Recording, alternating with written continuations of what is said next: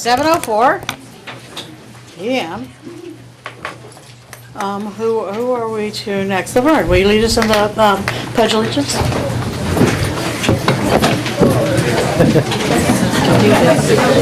No, Pledge allegiance to the flag of the United States of America and to the republic for which it stands, one nation, under God, indivisible, with liberty and justice for all. All right, Sandy, will you please take roll call? Ms. Vidal? Here. Ms. Gould? Here. Mr. Levy? Here. Ms. Shiokari? Here. Ms. Villalobos? Here. Thank you. Announcement, recording of meeting. The district digitally records the audio portion of the meetings. The recorder is located in front of the board scribe. All recordings are kept in the superintendent's office for 30 days and are available during that time period for inspection by members of the public on district equipment without charge.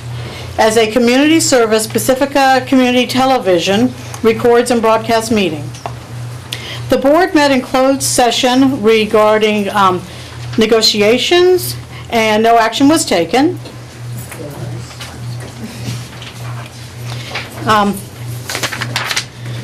right, where are we at now? And then we will go back and close. Oh, sorry, one more thing. Following the, thank you. Following the adjournment of the regular meeting, the board will reconvene to close session to discuss negotiations. All right, now let me get to the right part. All right, we have the approval of the minutes from February 11, 2015.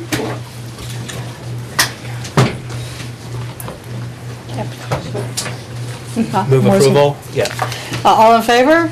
I'm sorry, a second? I second. All in favor? Passes 5-0. I can't. Yes. I Sorry. didn't see everyone. Thank you. Passes 5-0. Approval of the agenda and consent agenda. All items on the consent agenda will be approved with one motion, which is not debatable and which requires a unanimous vote for passage. If any member of the board, the superintendent, or the public so requests, any item shall be removed from this section and placed in the regular order of business following approval of the consent agenda. Do we have anything that we need to pull from the consent? Move approval of the agenda and the consent agenda? Nice second. All in favor? Passes 5-0. Thank you.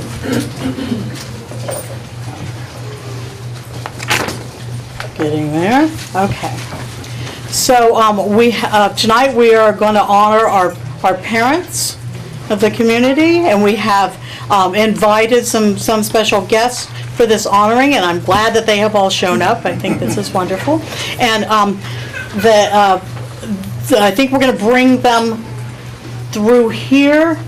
So so we're going to need some place for them to stand.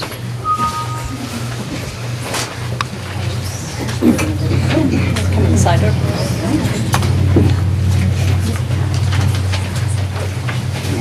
Maybe those of you on the floor can stand up, because we have people from every school. Yeah, thank you.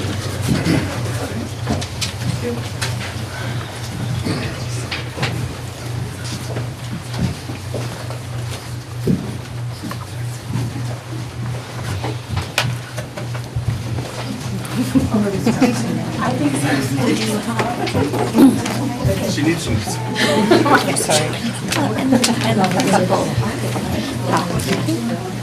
Principals, right? All of them? Principals. All the groups? All the groups. Do it all at once. So, you want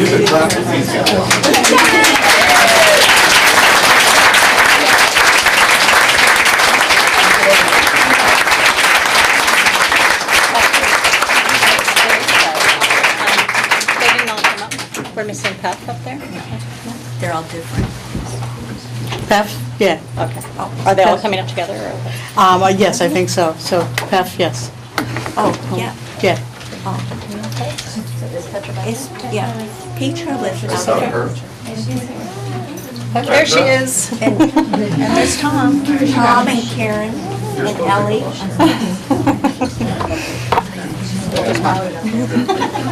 Are we gonna go through this? We see you. Okay. There. Second row, there you go. Or did you just do general resolution? You want to stand up? Well, okay, yeah.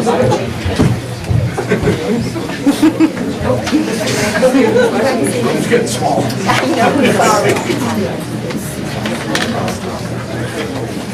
And so, do you want me to start? Oh, sure.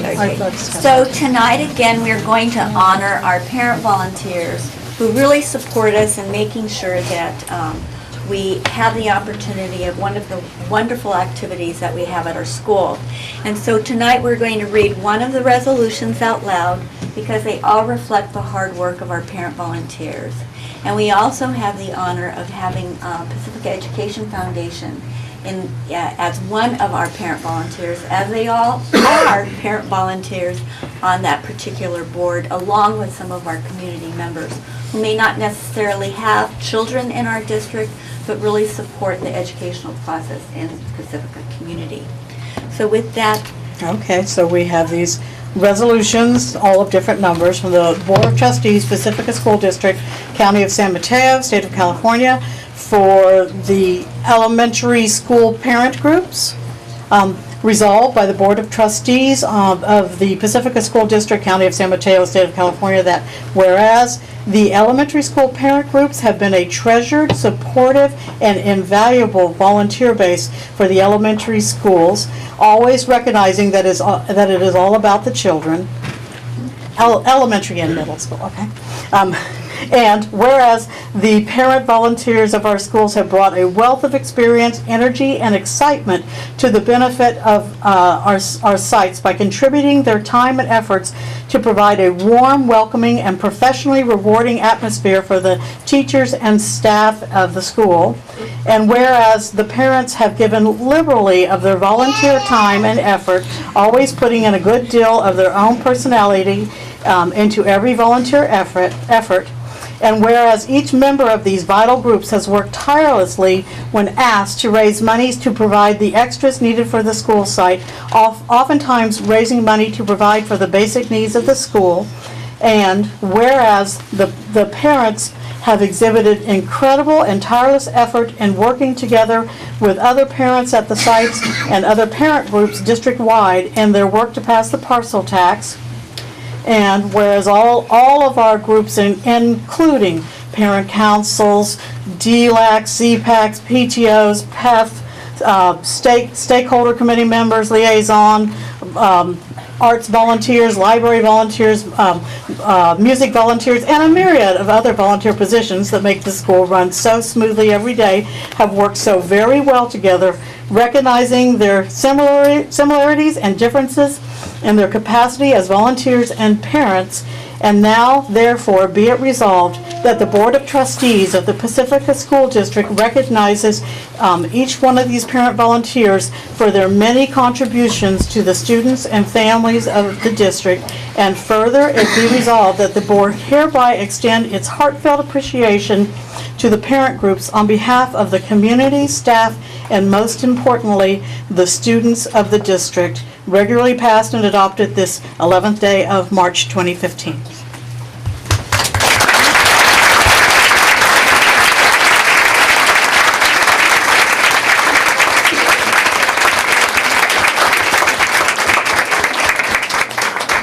So, principals, if you will take,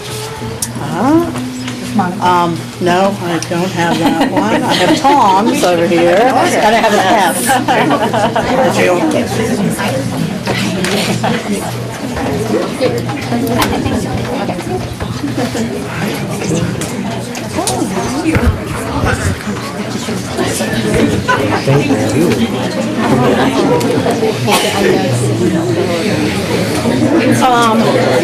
Yes, we need an action on that.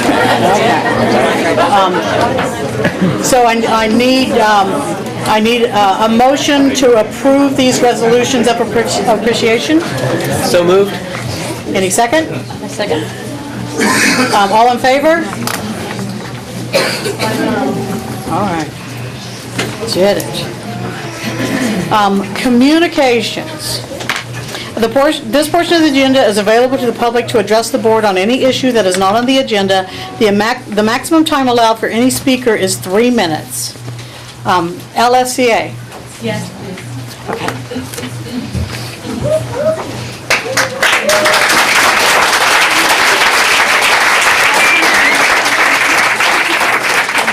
Good evening.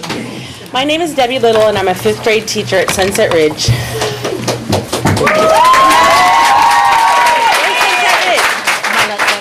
A member of the LSCA negotiating team and LSCA union president. I stand before you tonight filled with emotions. I'm nervous, obviously. I'm angry. I'm distraught at the current conditions. I feel overwhelmed. I feel afraid. I feel disillusioned, and I feel like crying, and I may honestly do so before I'm through, so forgive me. I sat down to write this speech, and I struggled to put my feelings into words. I worked through my feelings, and I think I found some words that will describe how I'm feeling. First, I'm angry. Angry because I, like my fellow teachers, feel a bit taken advantage of and feel used. The expectation for all of us in the classroom is that we will do anything and everything for the betterment of our kids. We sacrifice so much of ourselves and our personal lives to do the job. We grade papers and reflect on our students' work. We put together their art pieces, comment on their math papers, email parents and talk to families, create lessons, buy materials, participate in after-school and evening activities like tutoring and talent shows, and attend meeting after meeting after meeting. We have done these things willingly for the children at the expense of ourselves, and all that we have asked for in return was for the district that we give so much to have the decency to afford us the respect that we deserve after giving so much. We know all the sayings. We're not in it for the money, or you knew what you were getting into, and I was prepared for those demands. What I was not prepared for was feeling disillusioned. Impasse came as a shock to our negotiating team. Interest-based bargaining is founded on listening to all sides, and no idea is dismissed. The district's decision to declare impasse, even though we were prepared with different ideas and scenarios, was shocking. Instead of working together like we have had so many years before, we are now actually in a confrontation. And for those of you that know me, that's horrifying. I'm not comfortable with confrontation. But still, I remain hopeful that cooler heads will prevail and we can return to interest-based bargaining and come to an agreement that we can all live with. So much time has passed since impasse was declared, actually 6 months, that it's increasingly difficult to keep calm and to keep positive. People have become angry, and a sense of ill will is palpable, and we are concerned for our livelihoods and the profession that we have given so much to. I've worked in Pacifica for 9 years, and I truly not only do I love the community and the students that I'm blessed with, but I love our teachers, and I'm fearful that many of these teachers are going to be forced to leave. There's a feeling of genuine fear throughout the district. People fear that the district that they love will be decimated. Those that have been here and given years or decades of service, forgoing salary for benefits for their families, fear that they're being forced to retire. People fear that their choice to stay has been a mistake. Our community fears that we may lose the backbone of what makes our district great, and that we will no longer be able to attract and retain what we have as incredible teachers. So much time, effort, and energy has been expended on meetings regarding the state of our district that is extremely difficult for us to focus on what's really important, our kids. In a good year, we are insanely busy. But this year, we've had so much to put on our plates with new adoptions, Teachers College, rewriting and piloting curriculum, and the Common Core, and now we're dealing with this. Working to rule, responding to parents only during contract hours, grading and reflecting on our students' work in the 15 minutes before and after our teaching day is crushing to us. And writing speeches to implore the district to take care of us like we have taken care of them for so long, That is what we're forced to do in order to make it clear that we need to be given the respect that we have earned. There has to be a way to allow the district to have the structural change that they want while still taking care of the teachers that have taken care of the students in the district during all those years of budget cuts. We Pacifica teachers know that we are the second lowest paid in the county. We also know that we're at the top of the list with our health care. When you put them together and look at total compensation, we're just slightly above the middle county-wide. Cutting our health care benefits is one thing, but not increasing the salaries enough to cover that loss is another. By cutting health care without a much more significant pay increase than the last best offer includes, only pushes our total compensation down further on the list in San Mateo County, and Pacifica teachers deserve better than this. It's March, and we're all exhausted like it's June. But still, I'm hopeful that we can come to a resolution that honors us for the time, effort, and energy that we devote to our children. I'm hopeful that the district recognizes we need to be respected for all that we do beyond our workday. And I'm hopeful that each of us can continue to be proud and able to afford to say that we teach in Pacifica. Thank you.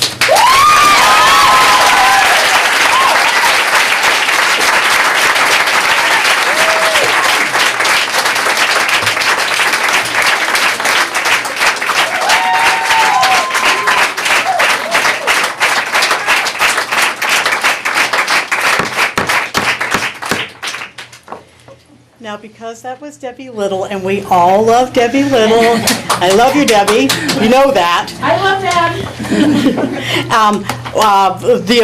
I'll say that was okay for the applause to go on and for you to interrupt her with your applause. But I'm not going to say that's going to be okay for everybody who speaks, because it's going to be a long night if everybody gets applause. We are, the point of public comment is for people to come to the podium and talk to the board members, and that's what we want to hear. And so if you can keep your comment down while they're doing theirs, and even at the end of theirs, so we can get on to the next one, it's going to make this process go a lot more smoothly. We need to hear from people tonight. We have a lot of people that want to talk, so let's give everybody the chance. And remember, this is a meeting, it's not a rally. The rally can have the applause and everything, but I think it's okay to applaud for Debbie because we love her. All right, so CSEA. Nothing at this time.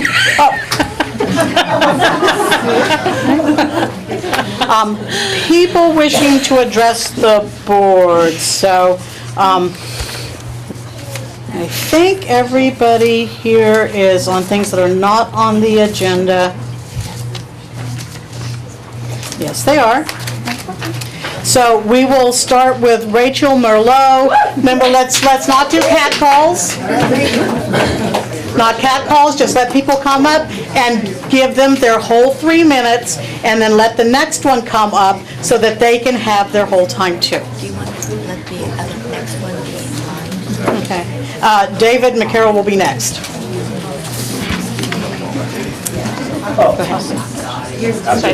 Right now?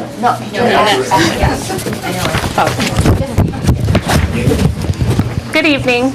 I'm addressing you tonight as a concerned teacher, community member, and future parent in the Pacifica School District. I currently serve on the negotiations team and have been working in this district for 6 years. As I began to prepare my speech for this evening, the only item that I can continue to reflect on is this. I have 30 more years in this profession. If this is what is happening now, what else will be taken in 5, 10, 20, 30 more years? When will this happen to Kaiser members? Which group is next? I would like to be hopeful that with the new board, the teachers' voices have been heard and that actions will be taken to show that you have listened to us. But as of yet, nothing has happened. The impasse is still in place. The best last offer still stands and can be imposed. I have given up many, many, many hours of my time to reflect, brainstorm, and try to work together to find common ground with the negotiations team, but I continue to feel frustrated and disheartened. This district is supposed to practice IBB, which means that we work together as a team to come up with a solution for all of us. What I see happening is this. Here you go, teachers. Feel free to try and propose other options, but we've already made our decision. I am saddened by this and how these actions have begun to affect our staff, students, and community. I will remain hopeful that we will reach an agreement that we can all be happy with, but I am concerned about the future of this district and how we will proceed in the future based off what has happened at this point. As the new board, please remember that your action or non-action has a lasting impact on the teachers and its students. Thank you. Not the applause in between, we're not gonna get through it.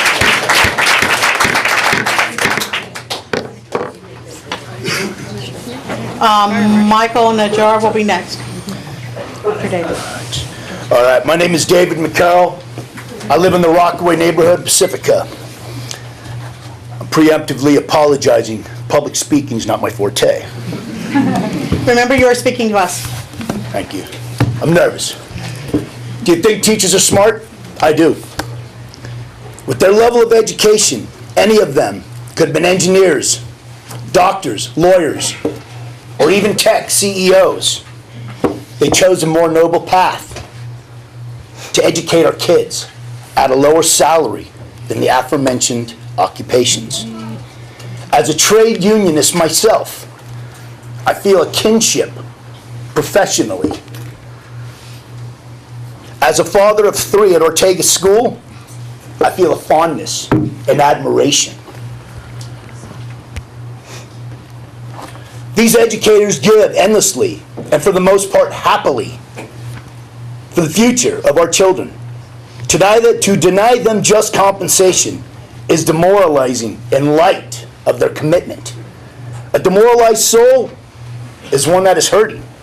A hurting human is one that cannot operate at their peak. Public sector unions are being bruised and battered across the country. But this is California. We are bigger and more prosperous than that. The Bay Area, I was reading the other day, if we were to be looked at globally, we'd be the 17th largest economy in the world. We care about our citizens, and we want them to advance socially and financially. And with that said, sorry, I'm jumping around here a little bit. As a parent taxpayer with a voice, I implore you to get back to the negotiating table and show these teachers, the parents, and most importantly, the kids, that you care and will do what you know in your heart is right. Thank you.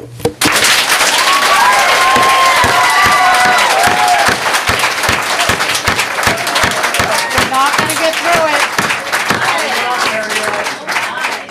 All right, after Michael will come Charlotte. Oh, sorry, Charlotte Allen. Hello, everyone. My name is Michael Nahar, and I'm married to Wendy.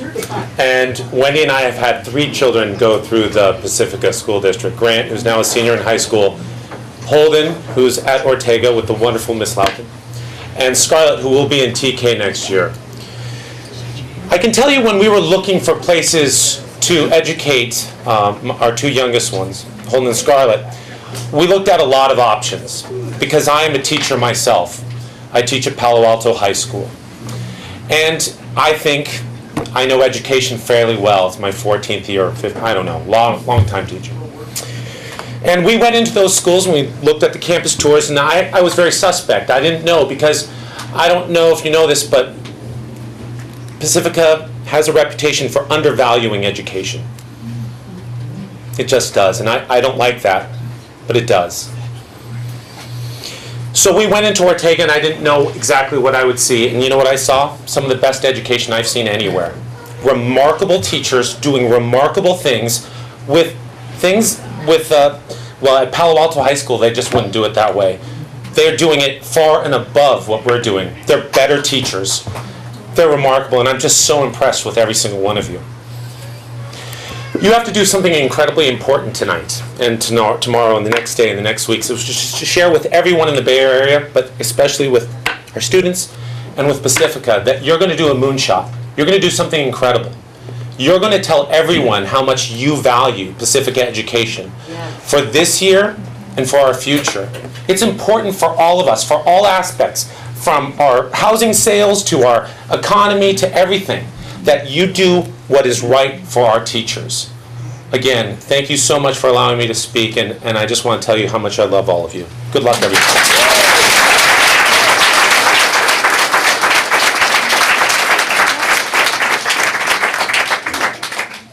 Julie, you're next. Oh, Charlotte Allen? Yes. Julie Stock. Oh, she knows who she is. She's with her. I'm Charlotte Allen. Yeah. Okay. Is that you too? Oh, okay. Hi, I'm Charlotte Allen. I'm a Valley Mar parent. I look around this room and I recognize so many faces, not just from Little League and AYSO. No, mostly from the many fundraisers, planning meetings, parcel tax volunteering, and numerous board meetings we've all attended over the years. And half of them are teachers. We all face the struggle head on. The struggle to raise money to give children the bare minimum educational experience. The struggle to up the ante and do above and beyond the bare minimum. The struggle to keep our children safe, our communities strong, and our neighborhoods clean. These are the faces of the people that continue to give their time, energy, and money to causes that keep Pacifica a desirable place to live, and more importantly, a desirable school district to raise our children. We sacrifice so much to keep this exceptional education going. And why? Because our teachers have always done the same. If our teachers work above and beyond for our kids, we can do the same. Our parent mentality has always been a yes mentality. Can't afford to keep up the libraries? Yes, we can do it. Can't give kids more than 2 days of PE? Yes, we can do it. No art class? Yes, we can do it. Need new computers, playground equipment, heck, teachers' salaries? Yes, we can do it. But if these parents that you see in this room lose their teachers, our teachers, will we still give? Will we even stick around? A decision to give teachers any less will matter to all of us, from kids' lives, value and education, to the value of our homes. If we lose teachers, you will lose us. If you lose us, you will lose funding that keeps much of what makes this district and our schools desirable. This isn't a matter that affects only a few.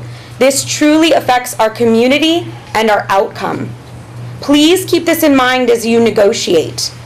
Please think back on all the sacrifices teachers have made, all the sacrifices parents have made. We all continue to struggle and fight to keep this community strong. Please take just this one struggle off of our hands and keep our wonderful teachers teaching in Pacifica.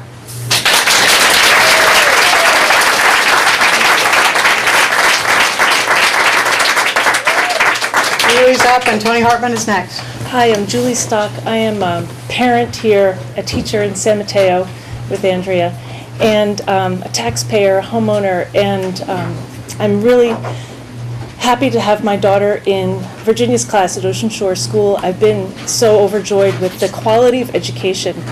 I hope that the board realizes what they're doing tonight is, in the next few weeks, is really important for the long term. And your decisions make a big difference. We voted for you, and I hope that you do the right thing for our teachers. I think the previous speakers have said it very eloquently. I don't want to take too much time. Maybe that can account for the applause for other people. But please do the right thing for our teachers, for our students, because it affects the future. Teachers are the most responsible, important members of our society.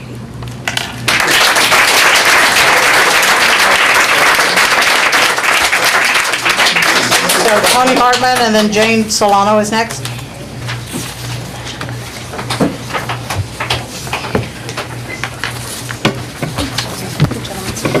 Good evening. My name is Tony Hartman. I'm a third grade teacher at Ortega, and this is my 11th year teaching in the district. I'd like to welcome the new members of the board, and I look forward to working with you. I put together that spreadsheet. I'll be talking about some of those numbers. I just wanted you to be able to look at them as well. First off, I'd like to express my concerns with the spreadsheet that was sent out to the parents of this community.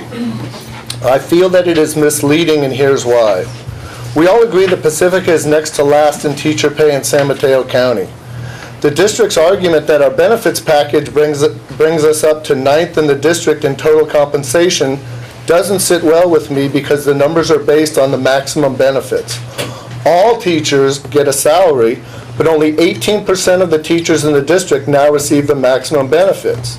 The other 82% of the teachers have to endure extremely low pay and not receive these maximum benefits.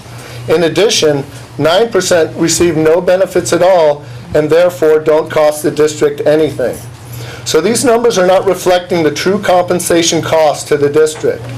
Not only are these numbers misleading, you can't pay for housing or food with benefits. Now let's review the district's current proposal. I prepared a spreadsheet which you see in front of you to highlight what it really means number-wise. The district will be saving about $362,000 a year by limiting contributions to the cost of the Kaiser plan. Over 3 years, the savings will be about $1,085,000. With a 2% raise per year, the district will be spending about $200,000 per year more, or $613,000 over 3 years. This gives the district a financial gain of about $471,000 over 3 years. Even with a 3.5% raise per year, the district essentially comes out even between savings on benefits and increases in wages. As you can see, it'll cost you $5,000 more at 3.5% per year. After all these years of stagnant wages and broken promises, the district now wants to gain almost $500,000 on this deal? Really? Is that fair and just? Now let's look at it on a personal level. I'm 57 years old, have been teaching for 11 years. At a 2% raise, I would get about $75 a month more after taxes. But my wife and I don't want to be forced to use Kaiser. It would cost me $226 a month to pay for my Blue Cross plan for my wife and me, so I would lose approximately $150 a month the first year. At a 3.5% raise, I would still lose about $100 a month. Again, this is after taxes with my increase. If I had Blue Shield, which many teachers here do, the losses would be much greater. 11 years ago when I became a teacher, we weren't making much money, especially here in the Bay Area. Since then, the rate of inflation has reduced our buying power by approximately 20%. With the dramatic increase in real estate prices, we have much less buying power. Local rents went up 10% last year alone. Okay. Now the That's just for district's 3 asking minutes. me to Can you- take a can you pay finish cut? up? Okay. Thanks. I just want to say that we're going negative off the bat, and I'm faced with near certain huge increases going forward. And I say this because our Blue Cross plan went up $200 a year just last year, for 1 year. That's a lot of money to someone in our income bracket.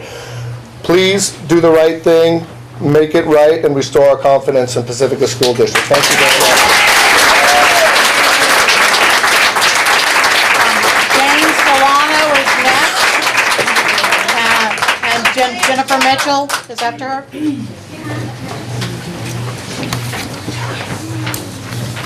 Hi, I'm Jane Solano. I'm a 6th grade teacher at IBL. I'm very glad to be able to speak to the board tonight and welcome you. I apologize that I haven't prepared my speech as well as most of these guys have, but I wanted to just lend my vocal support and my physical support to this, and also ask a couple of questions and express some opinions. I did actually write a letter to the Trib this week, so I thought I'd start just by reading that because it expresses my feelings right now. I'm a teacher and a member of the LSCA union. I also own a home here. My kids attended Cabrillo and IBL for 18 years combined.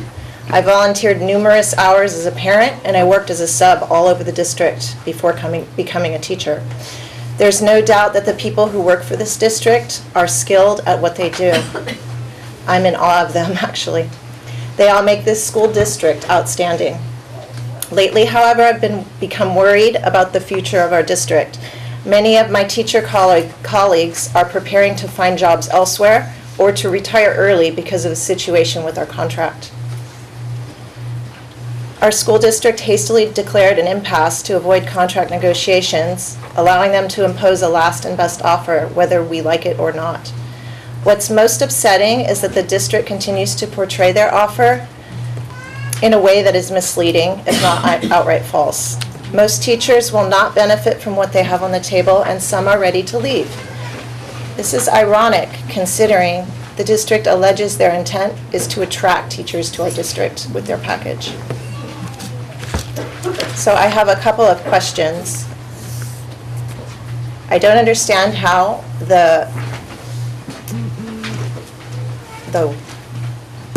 writing that has been in the public, in the newspapers and in our district gazettes, is indicating that our board is interested in negotiating, when I hear from our union leaders that all of the many, many options that have been presented are basically being ignored. There is no intent to negotiate, it seems. I don't understand that.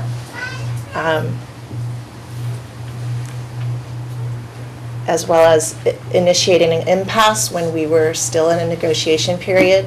I don't see why that was happening, and I think others have stated that that has created a really negative feeling among what's going on here amongst the teachers and the people who they're putting their trust in.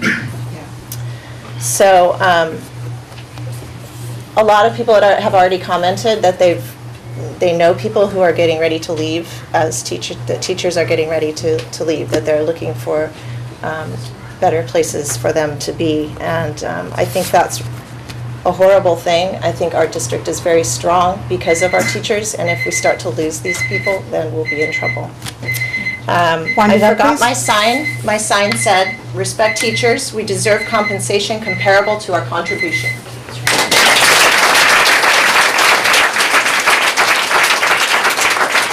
Next, and then Maria Bolter?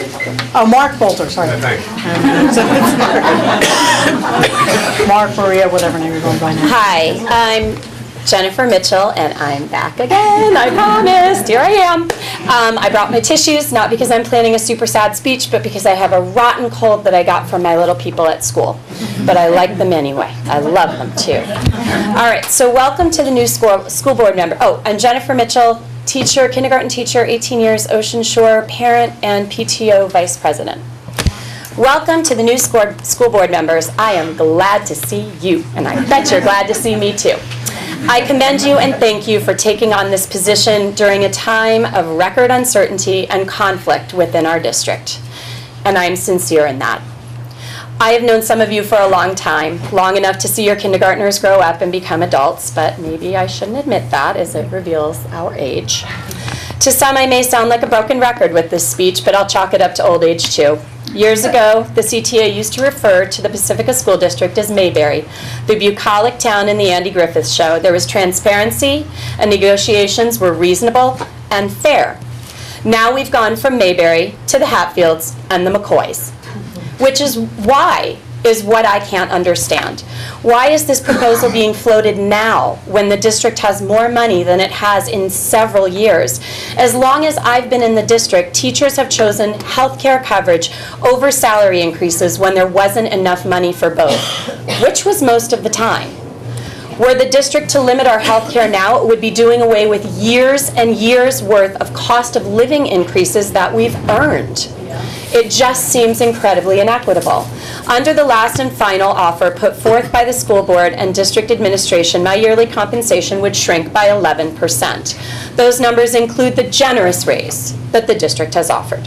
The amount the district will save on insurance for my family and many others does not go toward raises for my fellow teachers. It has been touted as possible money for increases, but there are no promises. And given the current track record, I have no hope that it ever would go to salaries. The teachers... Not the cat calls. Jennifer gets her time. Give her her time. The teachers of this district have taken cuts in various areas over the year, increased class size, furlough days, loss of prep periods, and more. We did this willingly and with the understanding that when there was money, we would be compensated for our efforts. So where is all the money? I've been asking this question for several months now, and I have not received a satisfying answer. I know that the union has expressed to the superintendent every time they meet the concern over the tremendous spending on staff development. Staff spending that has occurred without asking the teachers what might be valuable for their craft. Teacher morale has plummeted this year. How could it not? The current proposal and the refusal to end impasse is like a good hard slap in the face. This whole situation makes me angry, of course, but mostly, and maybe I need the tissues, it just makes me really sad. It stinks. It stinks for the teachers, it stinks for the principals, it stinks for the parents and the CSAA members, but most of all, it stinks for the kids. Please listen to the teachers and your constituents, of which I am one. I love my job. Make me believe I live in Mayberry again.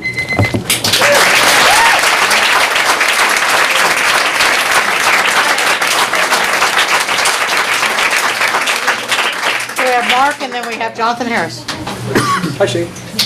How's it going? Good evening. My name is Mark Wolter, and I teach 6th, 7th, and 8th grade physical education at IBL. I've been a teacher for 18 years, 9 of which have been at IBL, and I absolutely love it. And being a physical education teacher, you get to see a lot of stuff, from language arts, math, all the subjects. I can't think of a more rewarding career or a more enjoyable career than being a teacher. I'm speaking here tonight because, like many of the teachers in the district, I'm confused, frustrated, and I'm pretty angry. During my time here, I witnessed many of the phenomenal things that all of my colleagues do district-wide. Unfortunately, if this final offer is imposed on us, I feel that this will come to an abrupt end. Like everyone else, I want to know what happened. I just want to know what happened. I thought schools and the district were supposed to work together to do everything we can to improve these students' lives, all right? Making these connections with them every day. When did it get so bad? I mean, Hatfield-McCoy's, it is. It's like us against you now. Schools are for kids. Parents want their kids to have the best opportunity at a quality education, and right now, this district has some of the best, highly qualified teachers in the best schools educating their students. Just recently, I was in a meeting with several of the most experienced, dynamic, talented, and effective teachers that I've ever worked with, and they stated that they would leave if this offer was imposed because they have to, not because they want to, because they have to. They can no longer afford to work here. This statement has been a common theme in many of our schools. It's not the first time I've heard this. This hurts our students. It feels like the administration's attitude to teachers leaving is, you know what, go ahead, we'll hire someone else. That's how it really feels. And a high rate of teacher turnover negatively affects the most important people, which are our students. I know the negotiating team is working very hard to protect us and be respectful of what the district is asking. We're asking for the same in return. There are some new board members. Welcome. And I hope you can bring some new ideas to the negotiating table. If this final offer is imposed, the administration will fail to retain any of the highly qualified teachers that are here now or attract any new teachers in the future. The district will lose, the teachers will lose, and most importantly, the students lose. Thank you for your time.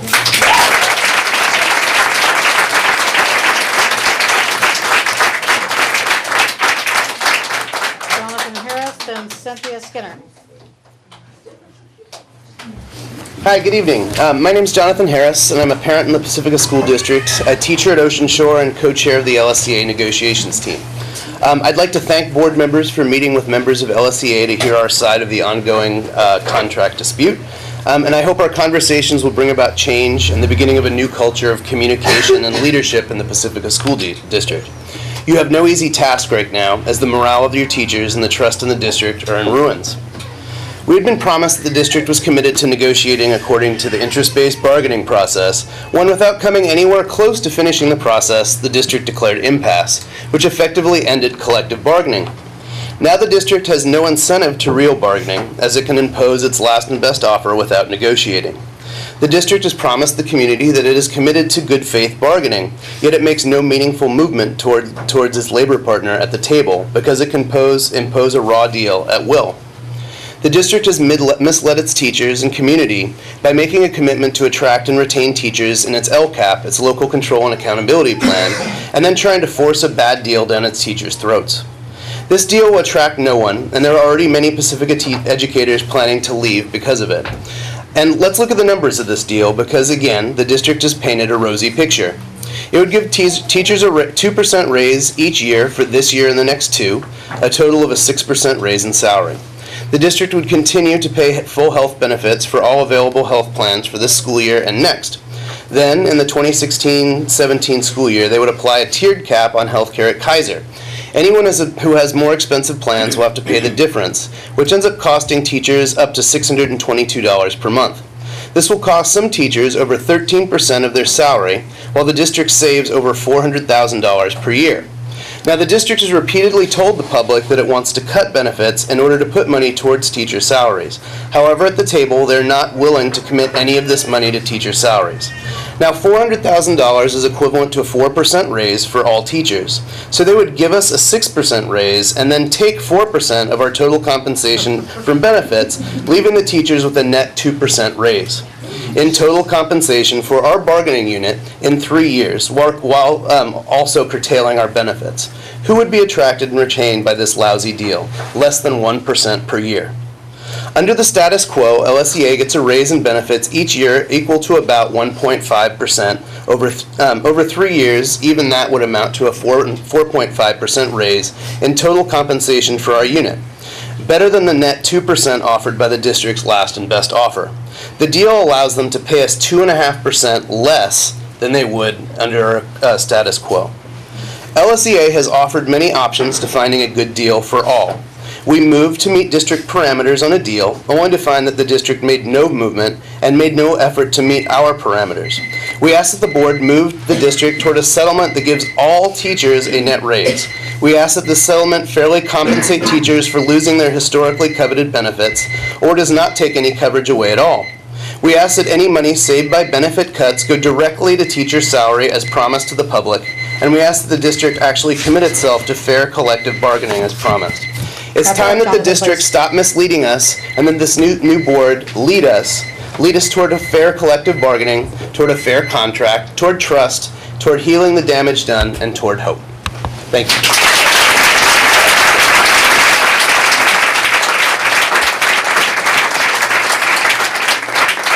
Cynthia Skinner is next, and Maureen is after her.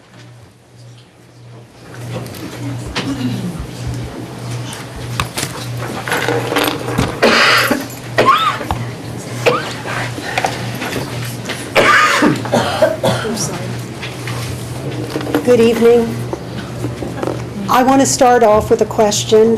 Where is the logic? I have been told that what the district is putting out, full Kaiser free, but if you're Blue Shield employee only, like myself, my husband and daughter are on his plan, that I would have to pay, even though the premium would be $1,000 to $1,200 less than full Kaiser. That's an approximation. Where is the logic? So I called my nephew.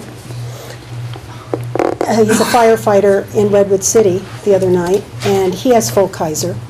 And in the previous contract, his full Kaiser was free. This contract, he's paying 10%. But what really struck me, and that's a no-brainer, right? We are going to get shipped away. But what was interesting to me was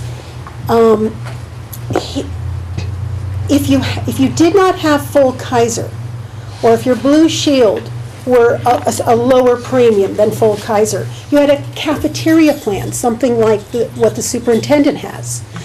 Except it's not cash in your check. The difference would go towards daycare, vision, and he named a few other little things. And I thought, wow, that's cool.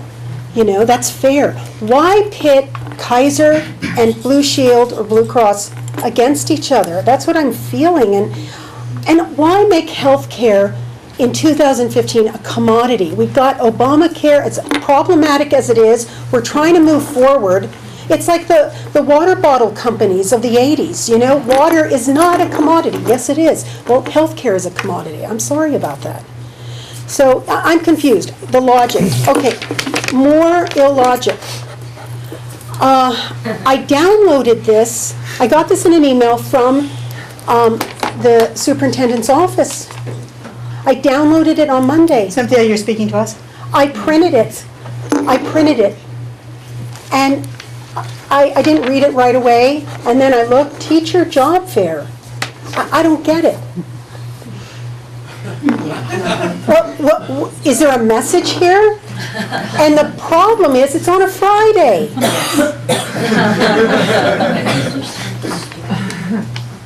I'm not leaving. I'm keeping my step and column. Thank you very much. But many others will be leaving. Thank you.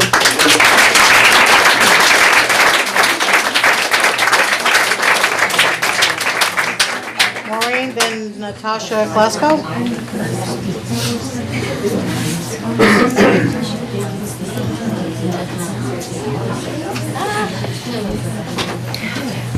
Hi, good evening. My name's Maureen Manis. I'm a teacher at Valamar School. I have 3 grown children who went to Valamar School, K-8, and schools in Pacifica, Terranova High School. I'm a Pacifica resident, I'm an LSCA member, and I'm on the negotiation team. And I just wanted to talk a little bit just about our team, because everyone said so many wonderful things about all of you here today and all these wonderful numbers. Just as a member of the negotiation team, I just wanted to let all of you know how tirelessly we are working for our students, their families, all of our members. And believe it or not, we are working so hard for the district's interests.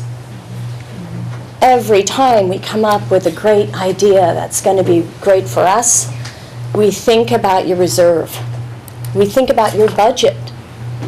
And we really spend time on that. During this time of impasse, this negotiation team has lost family members, like many of you here, lost houses, welcomed new babies, multiple surgeries, just the same old, and we're all teaching, just like all of you here on the floor. We've never lost our focus. We've never given up. We've never stopped working. We're trying to get a supportive contract. We continue to communicate with each other nightly and weekends, middle of the night. We're always hopeful. We're always mindful of what's best for Pacifica and their students and their families. Teachers are the real Common Core. We are team players who do whatever it takes to resolve problems. We are working, we're not giving up. We need you to work with us, to meet us halfway. We are right now a house divided, and we know what happens with that. I'm still very hopeful. I want you to consider working with us, coming up with new ideas that we can work with you to move forward. And our district needs to move forward. Thank you.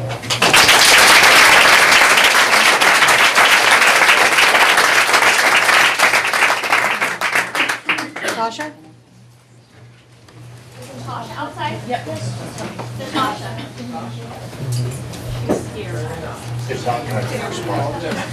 You haven't turned in a yellow paper? No.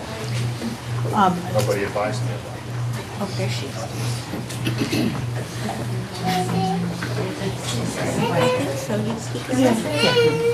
Grandma can come in too.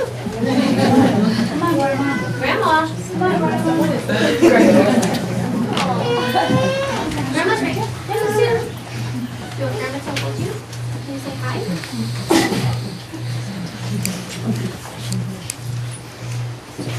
Thanks for waiting.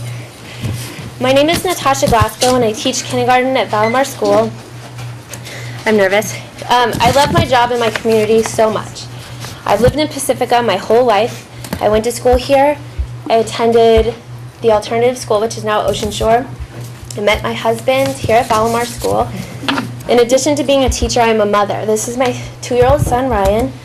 He has life-threatening allergies to corn and 42 known corn derivatives.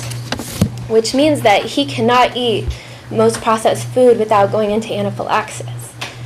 And the doctors, his amazing doctors, which have been afforded to me by my great benefits, are the reason why my son is alive today. I wanted to thank the district and the board for providing me with these benefits and allow me to continue to work in the community I love and to provide my son with the care that he needs. Thank you.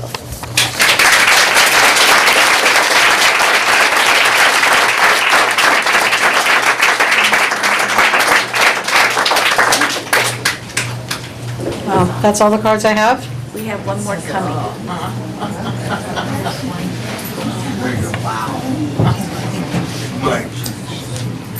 Just as yet. We have two. Okay. Michael and then Beth, Corey? You'll be next. I'm Michael West. I went to Cabrillo School. I went to Lindemar School. My wife is a teacher at Ortega. And I don't know all the details because nobody will let us know the details of the negotiations, but I have a few common sense that anybody with half a brain can understand. Who doesn't want to pay teachers? The whole country is saying that teachers are underpaid. So we've got a big group of people outside, 5, 6, 7 Michael, you deep. need to address us. I know, but I'm looking at them, okay? Show me a room of people that agree with you.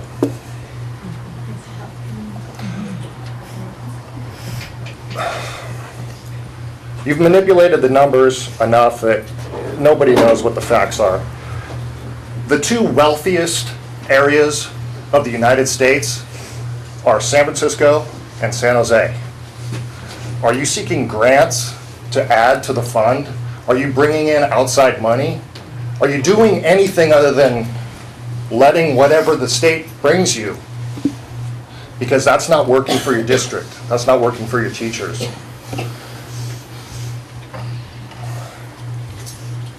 If you want, everybody wants teachers to get paid, as I mentioned before. And it's a hard thing to do because everybody has to balance their budget. But it's been mentioned about a lot of other topics. You have to start right here. If you want to think globally, you have to act locally. If anybody wants teachers to get paid in the entire United States, in the world, why not start here? That's all I have to say.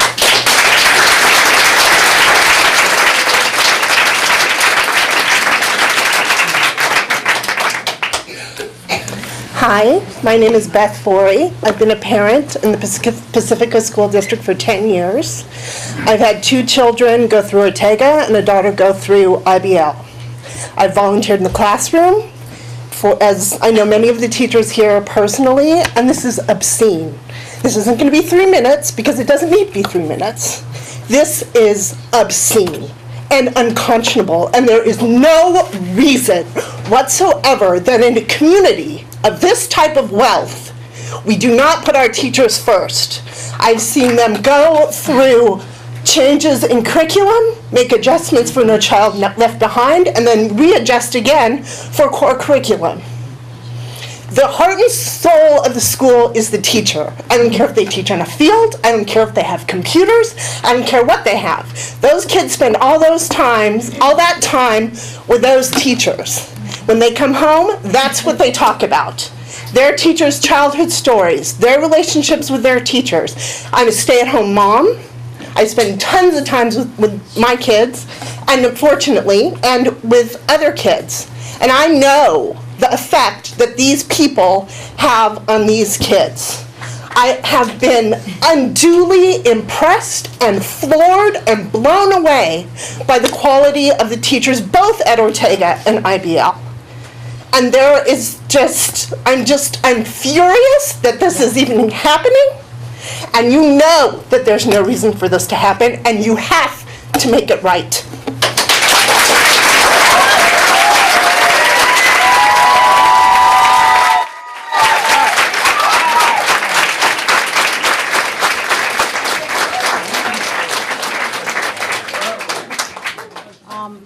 before we go on to the rest of the meeting, we can, if we choose, make some general comments about tonight. You know that we cannot comment about the negotiation process and the things that we have talked about, but we want you to not leave here thinking that they just sat there and stared, that we actually are going to respond to you in a way that we can. I personally really appreciate you coming out tonight, your respectful behavior. There was no name calling. You were stating your feelings and your case, and you were stating it clearly, and it gives us something to listen to, and it's much easier to listen to you as you're being respectful, and to hear the words. So I really appreciate that tonight. I respect our teachers. We have great teachers. As Debbie came up to talk, it's like, yeah, we're going to have some catcalling for Debbie because she's your LSCA president. She's your leader, and we love her, and we love you as teachers too. And we are working. We are not the negotiators, but we are. You're coming back next week. Your negotiating team is coming back next week on Monday and again on Friday to come to the table and try to come to an agreement. And we would like nothing more to come to an agreement around all of this. This is our goal, as it is yours, and we want to come to something that seems fair for everybody. And we're taking it in. We hear you. Anybody else want to speak? Yes. I just want to thank everybody for coming, and I'm listening, so if you want to keep sending emails or whatever, I'm reading them. I think we are all receiving your emails and letters and calls, and we are reading them and listening to everybody, and there's a lot that we can't say about the negotiating, but I'm very hopeful about next week, and hopefully that once this is all said and done, then everyone will be hopefully happy along some lines. Yes, thank you for coming. We share your pain. We hear you, and we're trying. And we'll keep trying. Thank you. I think everyone's already really said everything that's really important. I just want everybody to know that we really do listen to everything that you have to say, and we really are all committed up here to finding a just solution, and we really believe that there will be one. Thank you. Thank you. We don't need a round of applause, although I know you were just ready to do that. But we're going to go on to the rest of the business of our meeting, but we'll give you a few minutes to kind of clear, but there'll still be plenty of spaces if you want to stay.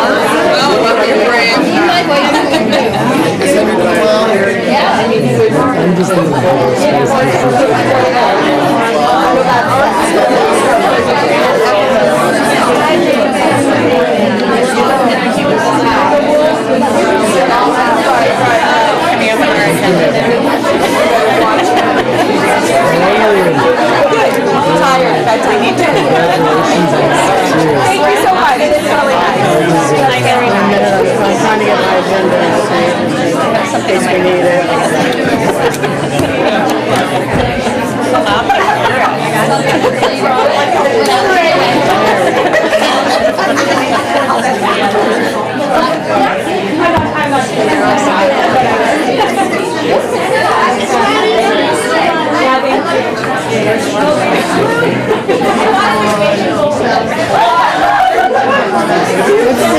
agenda online link for us?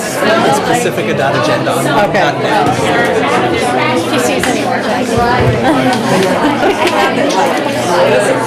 This is just a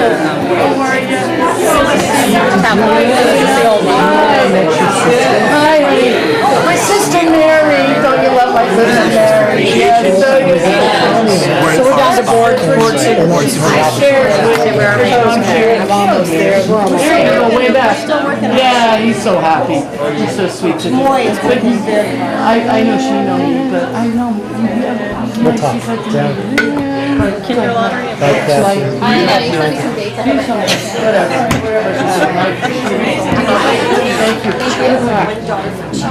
Just in case, if I want to be anything that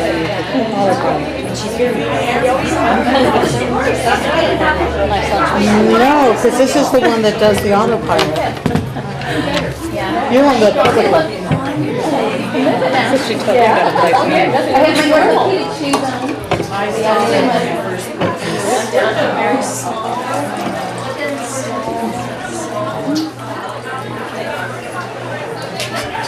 All right.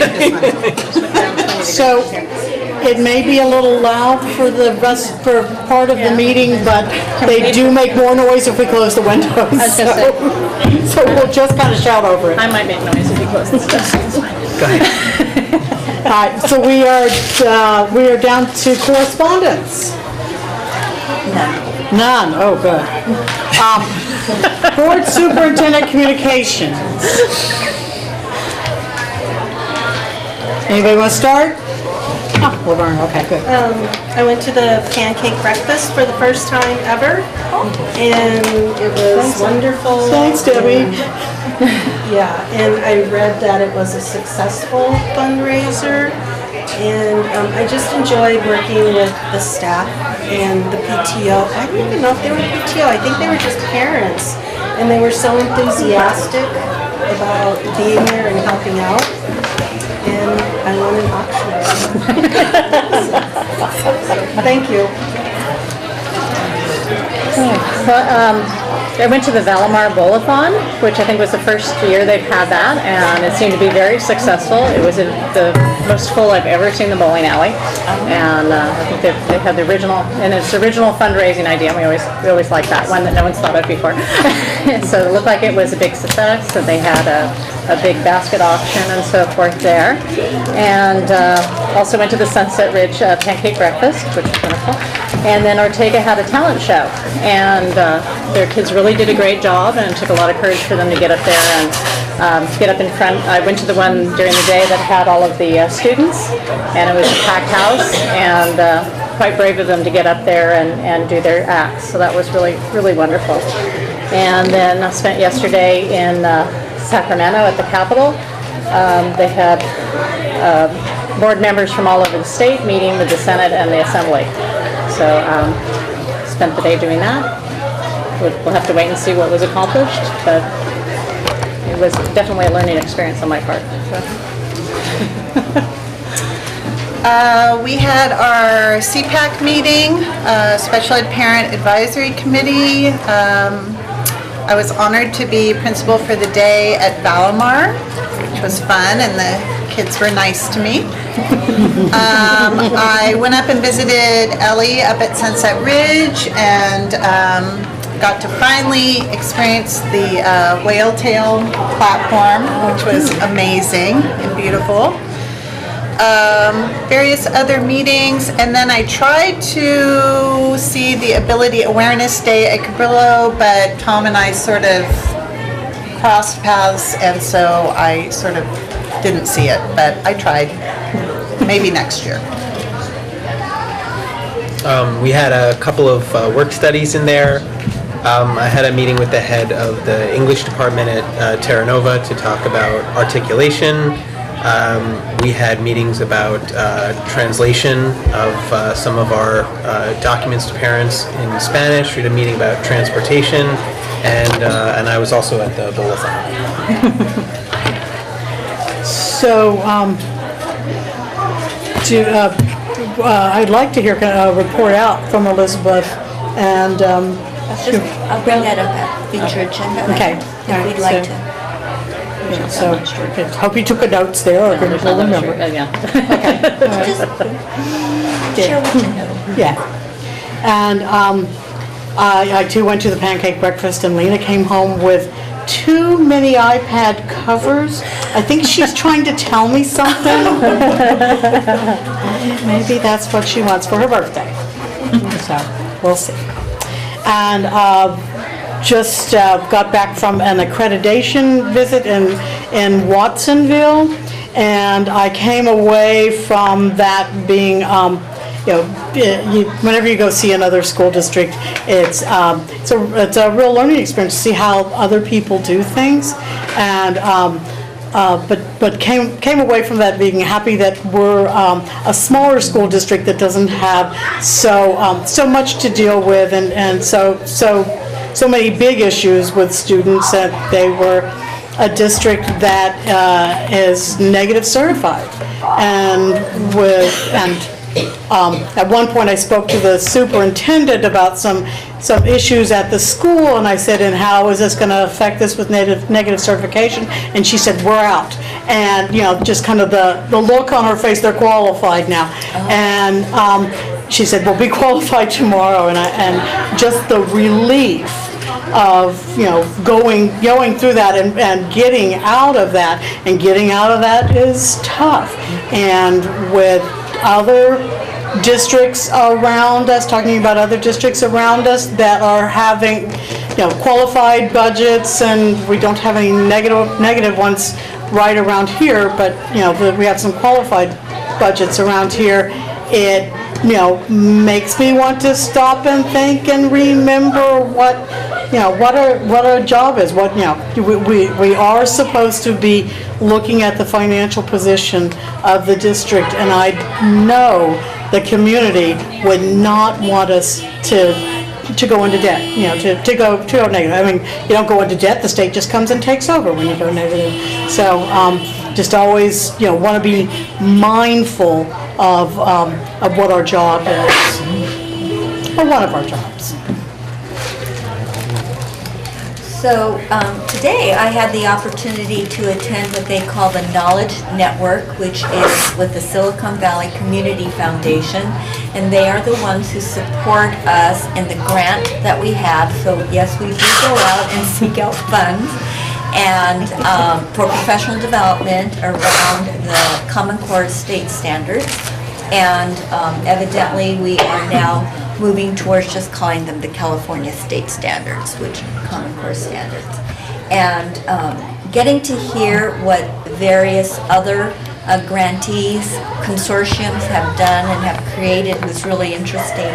But some takeaways that we had was the fact that we are all struggling with trying to determine the best curriculum for our students in the classroom with Common Core, and as you all know, that we're still in the process of looking at a couple of math adoptions, and maybe it's okay that we don't adopt this year was kind of a common theme, because it takes time, and we want to make certain that the materials and the instructional materials that we are using is really something that will support the Common Core standards, the teaching of the Common Core standards.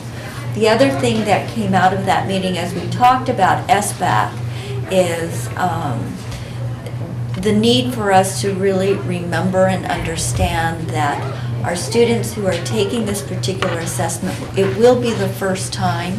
It's a new state assessment. It's computer adapted, so it's a different way of taking the test, and so this will be a good baseline year, and we need to let the students have the space and let the teachers have the space in order for us to start seeing how impactful our shift has been in teaching.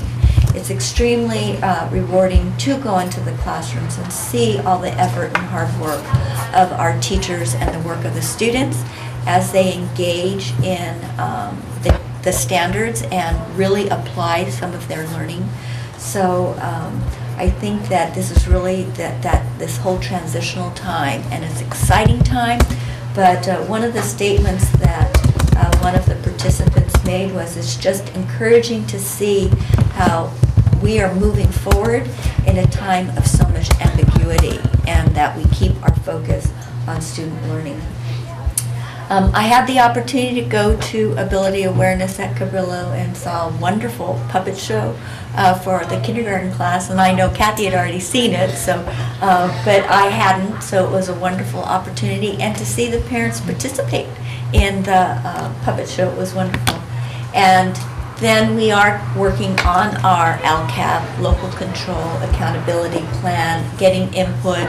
Thank you for a wonderful work study, and we will continue to use the process of communicating and adapting and modifying our program or our plan. With Josie and Tina, we'll be going to a meeting to kind of make sure with the San Mateo County Office of Ed that we are on the right path, etc. So it's an exciting time. Okay, District Business 11A, 2015-16 Kindergarten Lottery Review. Okay, the kindergarten lottery was held on February 13th. We do the lottery to place students when there are more requests for a particular school than the school has openings. At this year's lottery, 328 kindergarten and 66 transitional kindergarten enrollment cards were received. This time last year, just to compare, we had 276 kindergarten and 56 transitional kindergarten enrollment cards. So enrollment is up. That's exciting. 2 sites were involved in the lottery for first choices. That was Cabrillo School and Ocean Shore School. Ortega, Sunset Ridge, and Valamar all had openings for priority placements and new families who had requested the site before the lottery. This year, in order to protect student privacy and just improve upon our lottery system, we went from lottery cards to ping pong balls. And that proved to be a little bit more effective with the randomization. Numbers on the ping pong balls matched numbers on student enrollment cards. So that's how we knew who was who. The district currently has a capacity for 336 kindergartners. We are holding 7 spaces for retention. Of the 328 kindergarten applicants this year, 300 students received their first choice, 66 of which 66 participated in the lottery. 18 students are on the wait list for Cabrillo, and 10 students are on the wait list for Ocean Shore.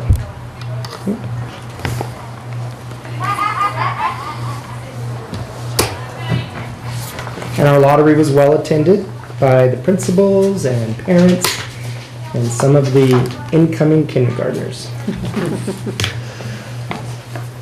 Any questions?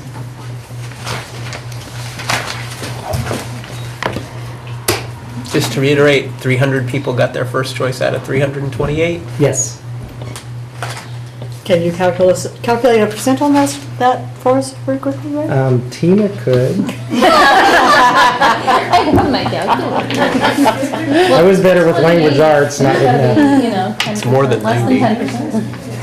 328, 300 got their first choice. Yeah, 8.5% did not get their first choice. Okay, so 91.5% got their first choice.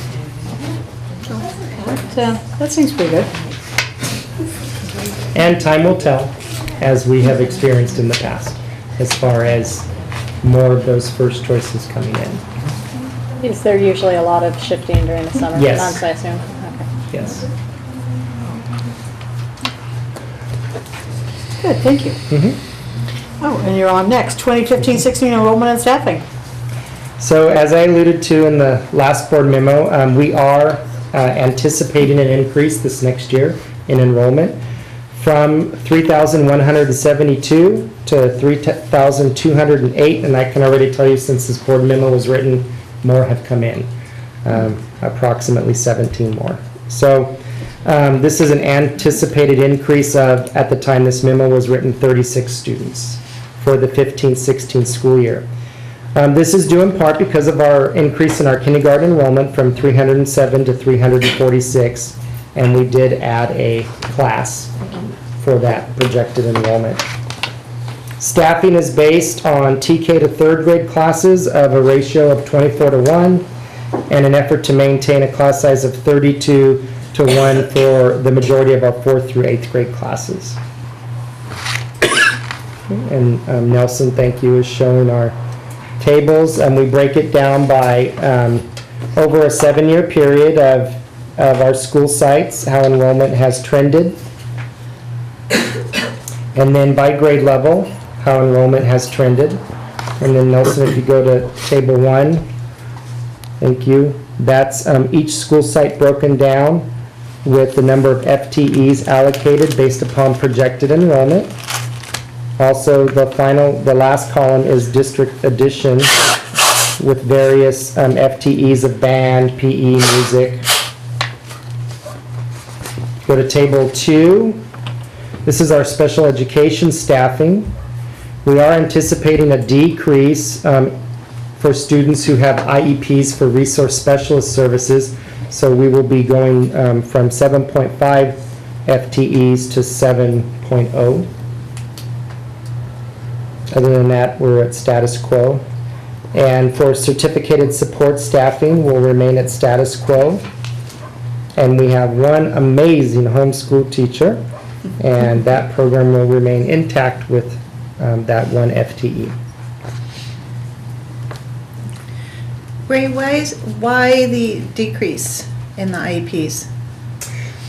It's just based upon IEPs that are students become eligible.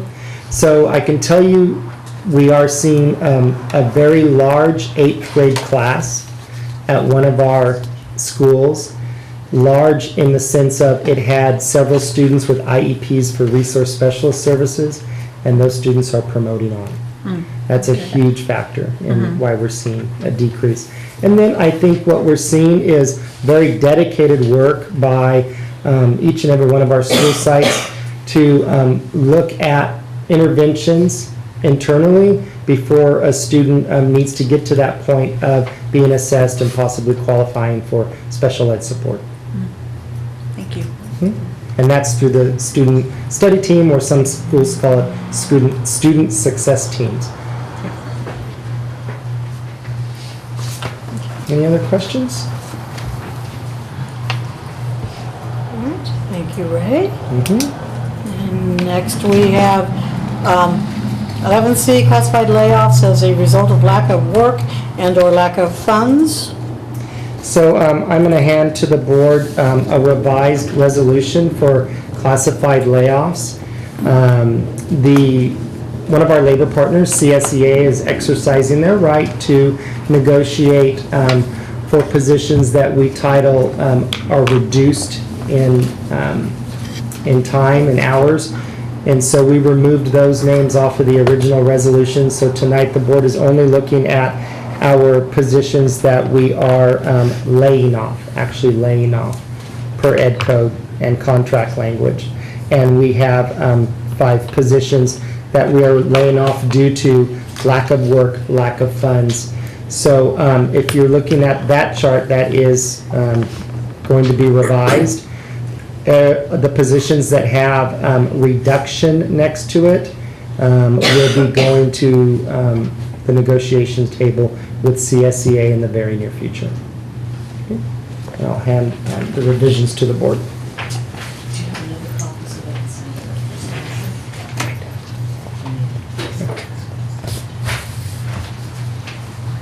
Any questions on that?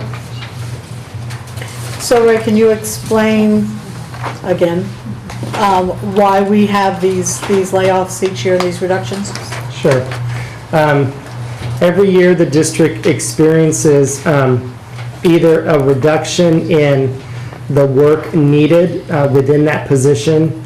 For example, a paraprofessional position, maybe we are laying off that position because that paraprofessional supported a student with IEP services and that student no longer needs that support. So lack of work. Versus in looking at the instructional tech aid position, that's a position that that school site does not 100% know if the funding source will be there for the 2015-16 school year. So that's an example of lack of funds. It will always be the intent of the school sites that are unfortunately having to lay off positions due to lack of funds to try and seek funds to make sure that those positions can come back to the site to support the needs of the students. It's the same.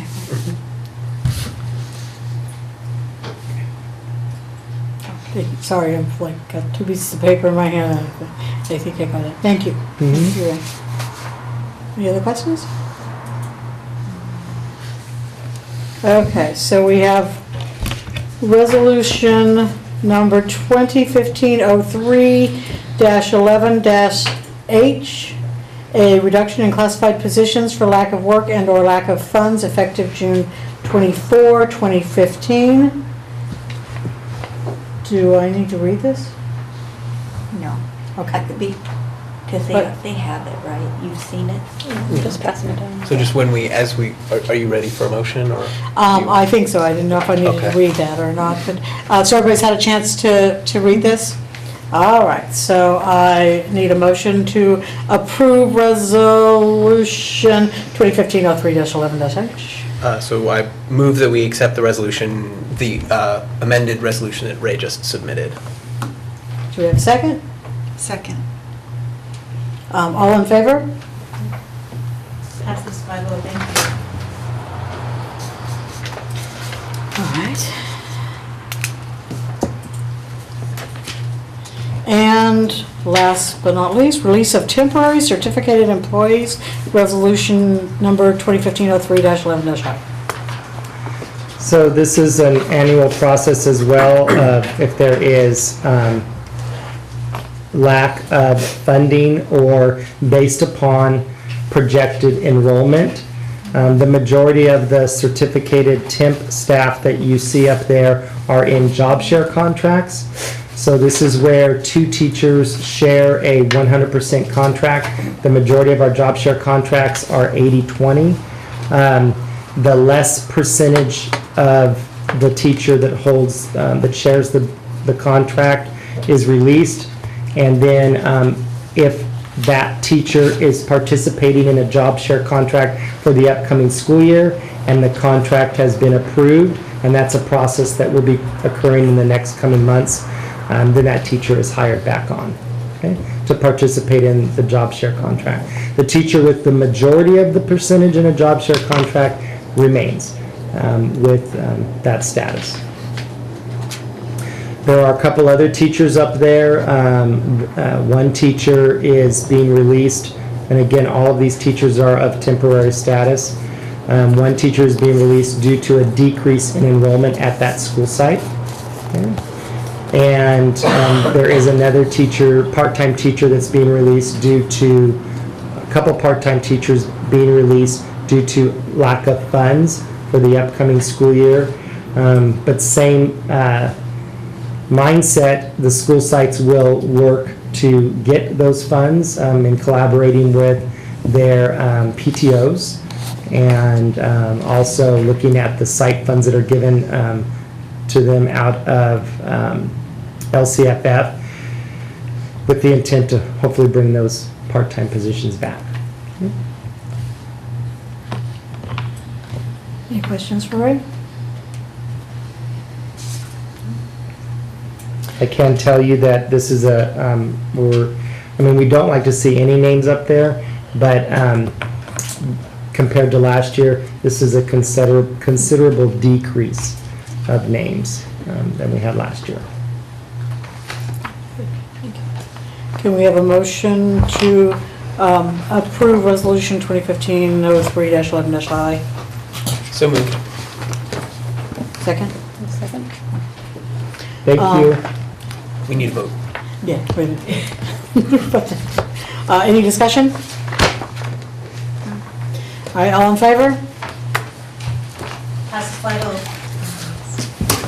Not something we want to vote for these last year. All right. 11E, board governance, board policies, and board self-evaluation. So this is a discussion item. There are 2 topic areas. One is board policies and how we process them and review them. And the second is how we can move forward towards a Board of Trustees self-evaluation process. So maybe we could start with board policies first, and as the memo states, it really is a difficult process, I think, when you get it on a Friday and need to read them all by that Wednesday board meeting. So a couple of things that I've discussed with Andrea that just off the bat we can do is we started to divide up the number of policies that board members will need to read. So we kind of are putting a ceiling of around 20, because sometimes you'll get 14, sometimes you'll have 15, and we want to chunk them so they make sense. So you don't have 2 under the 4,000 series and 15 under the 5,000 series. So, but 20 would be the absolute max. The other thing that we will do is we will go on a longer cycle. What that means is Sandy will get the manual maintenance of the policy, so we get all of the policies that need to be reviewed and updated.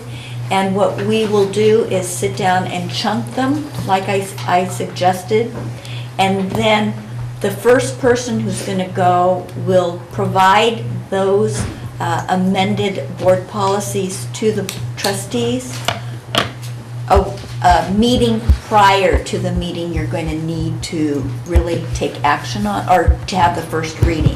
That gives you a window of possibly four weeks or so to really take a look at the policies. And then, but the charge will be, you will constantly get another set, because you're going to be reading for the next meeting ahead. So we will try to keep, she and I were sitting there trying to figure out, okay, how does this work? And we think we have it down, the timelines down, and then we will say this packet is for a certain meeting date. So then hopefully you can keep that packaged correctly.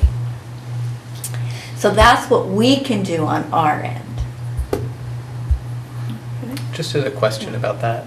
So I remember for a couple of years there, we were behind in board policies, and so we're caught up now, right? So that's why we were just sort of. You should know, because for a couple of years there, they were really wielding the whip on the board policies.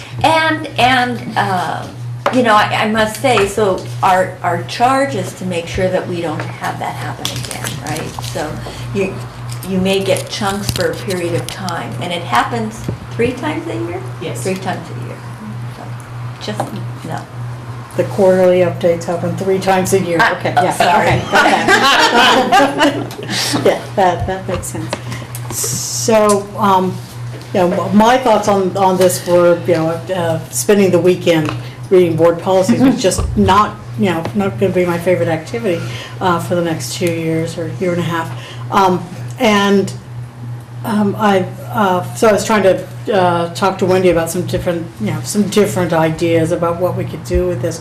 It felt like the ones that we had to do this last week came out early enough that, you know, we could get a peek at them before Friday. You know, we could start looking at them before Friday, and that was very helpful.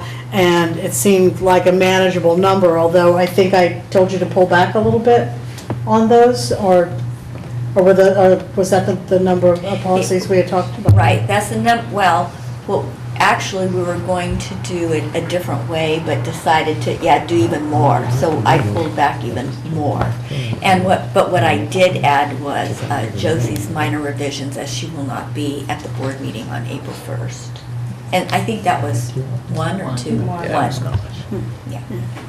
And you know, my thought had been to maybe assign some board members to kind of that's your policy to kind of go over for the fine-tooth comb and bring any concerns up with whoever was responsible for that one, and get your questions answered and share those questions and answers with the rest of us, and then if it wasn't your assigned policy, you just have to skim everything, but you wouldn't have to like really dig into every single one.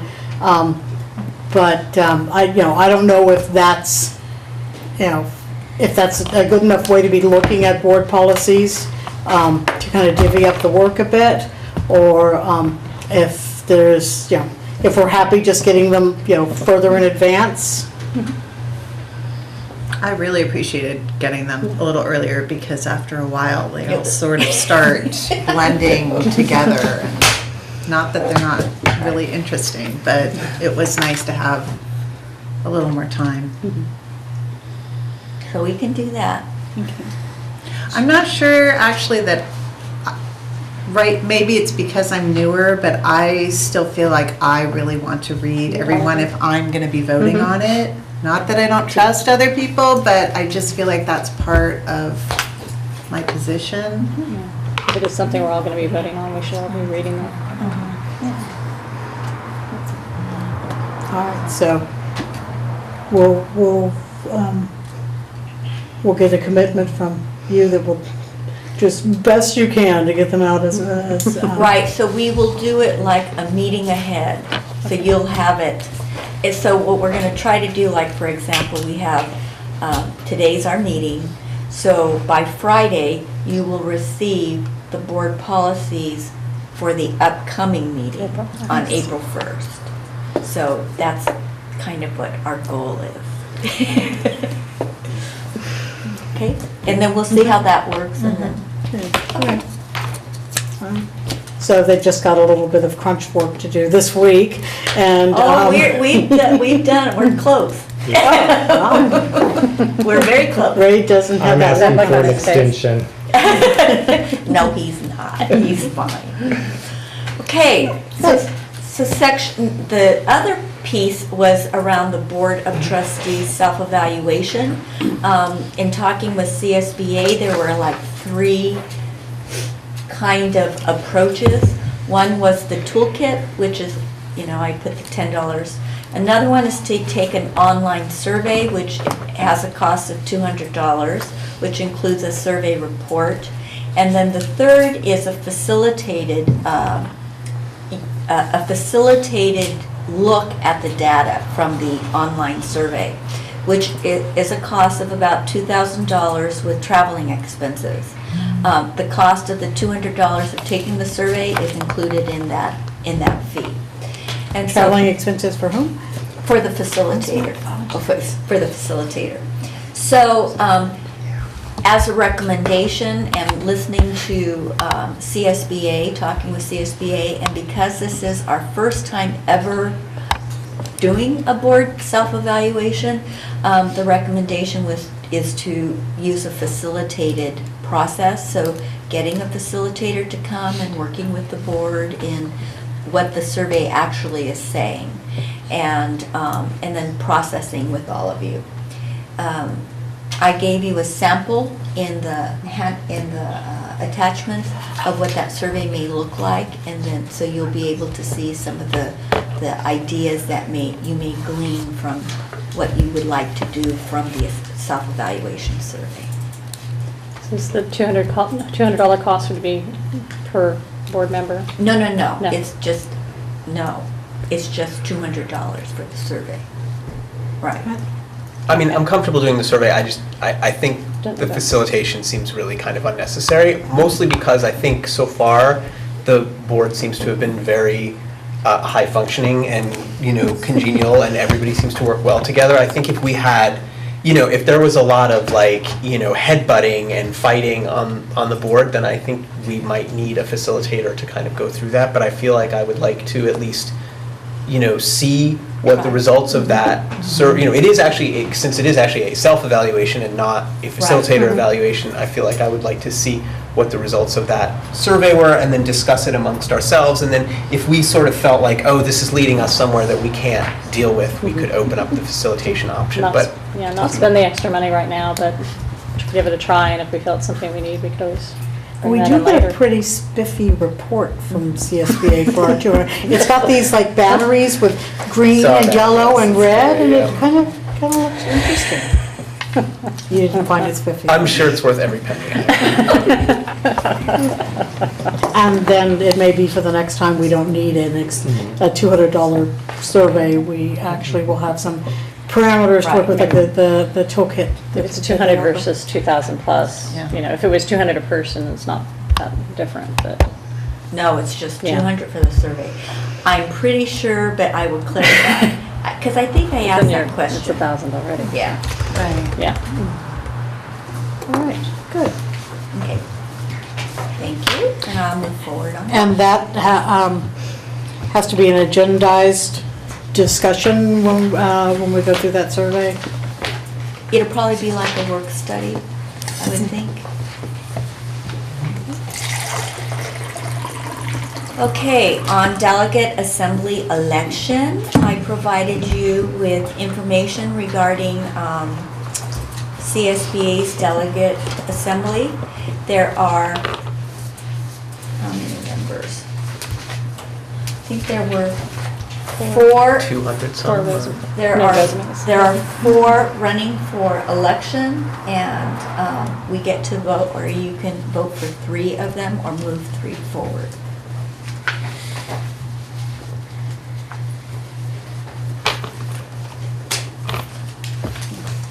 I mean, of those, I can only say, like, I know Carrie and Kevin, and I think, you know, they're very sensible and do good work, and they're the incumbents, so I feel comfortable.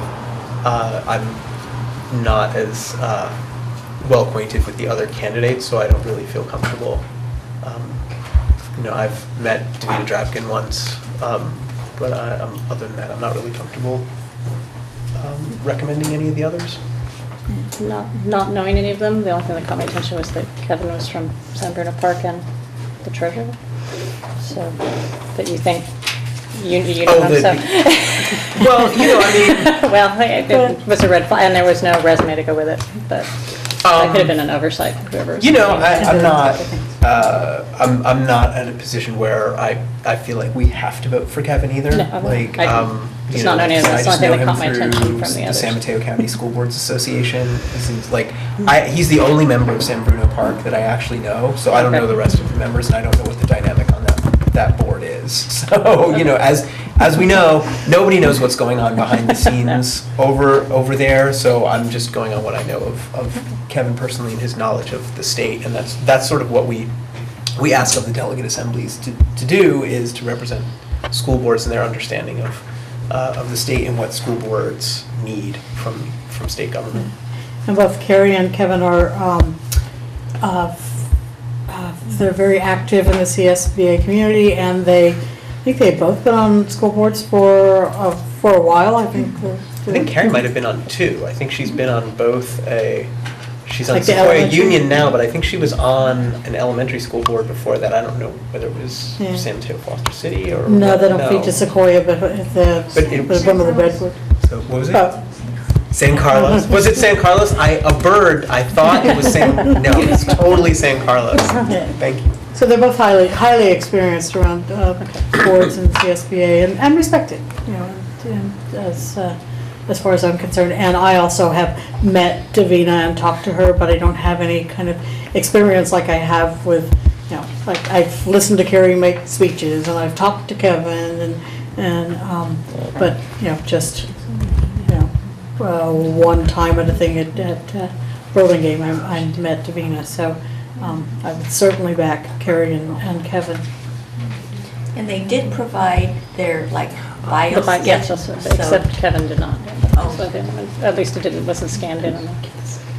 And we don't have, right, we don't have to vote for them. If the board doesn't feel like there's anybody that they, you know, feel like they have Do you enough need to vote for information. 3, or can you vote for 2, the 2 you We could recommend that vote you for know? less, or like I Okay. said, we could vote for less, or we can vote for none. I don't think there's any requirement that we do this. If the 2 of We you do have public experience. comment if we'd like to listen to public comment. Joan is going to offer some.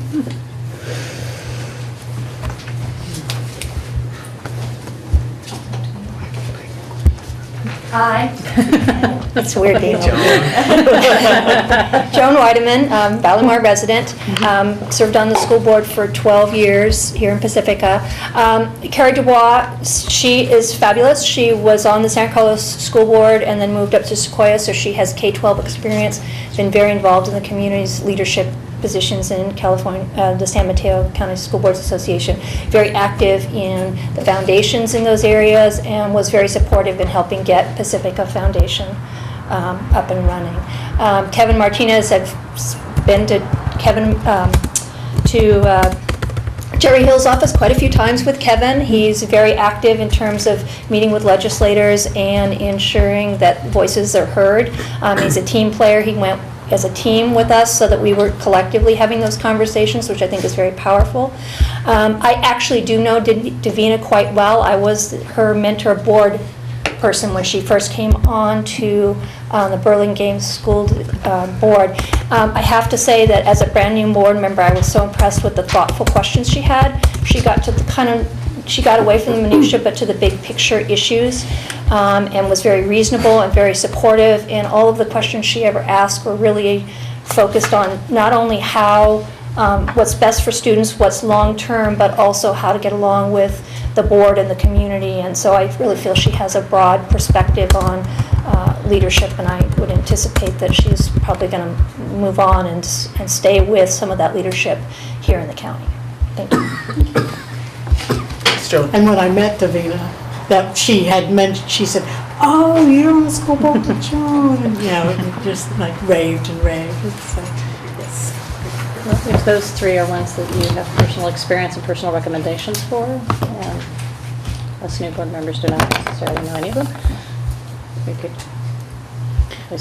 go ahead and vote for those three. So how do we handle the votes? Can we just say, do we just bring it up to move that we vote for those three candidates, or do we need to do one at a time? However you would like to do it. Can you? Should any of us, I will go ahead and move that we vote for Davina Drapkin, Carrie Dubois, and Kevin Martinez. All And right. then, right? Can I get a second? Second. All in favor? Passes by the votes. We will send that in for you. Thank you. All right, now we're down to Josie's certification of second interim. Okay, the second interim report covers the period from July 1st through January 31st, the actual expenditures through today, and then a revised budget.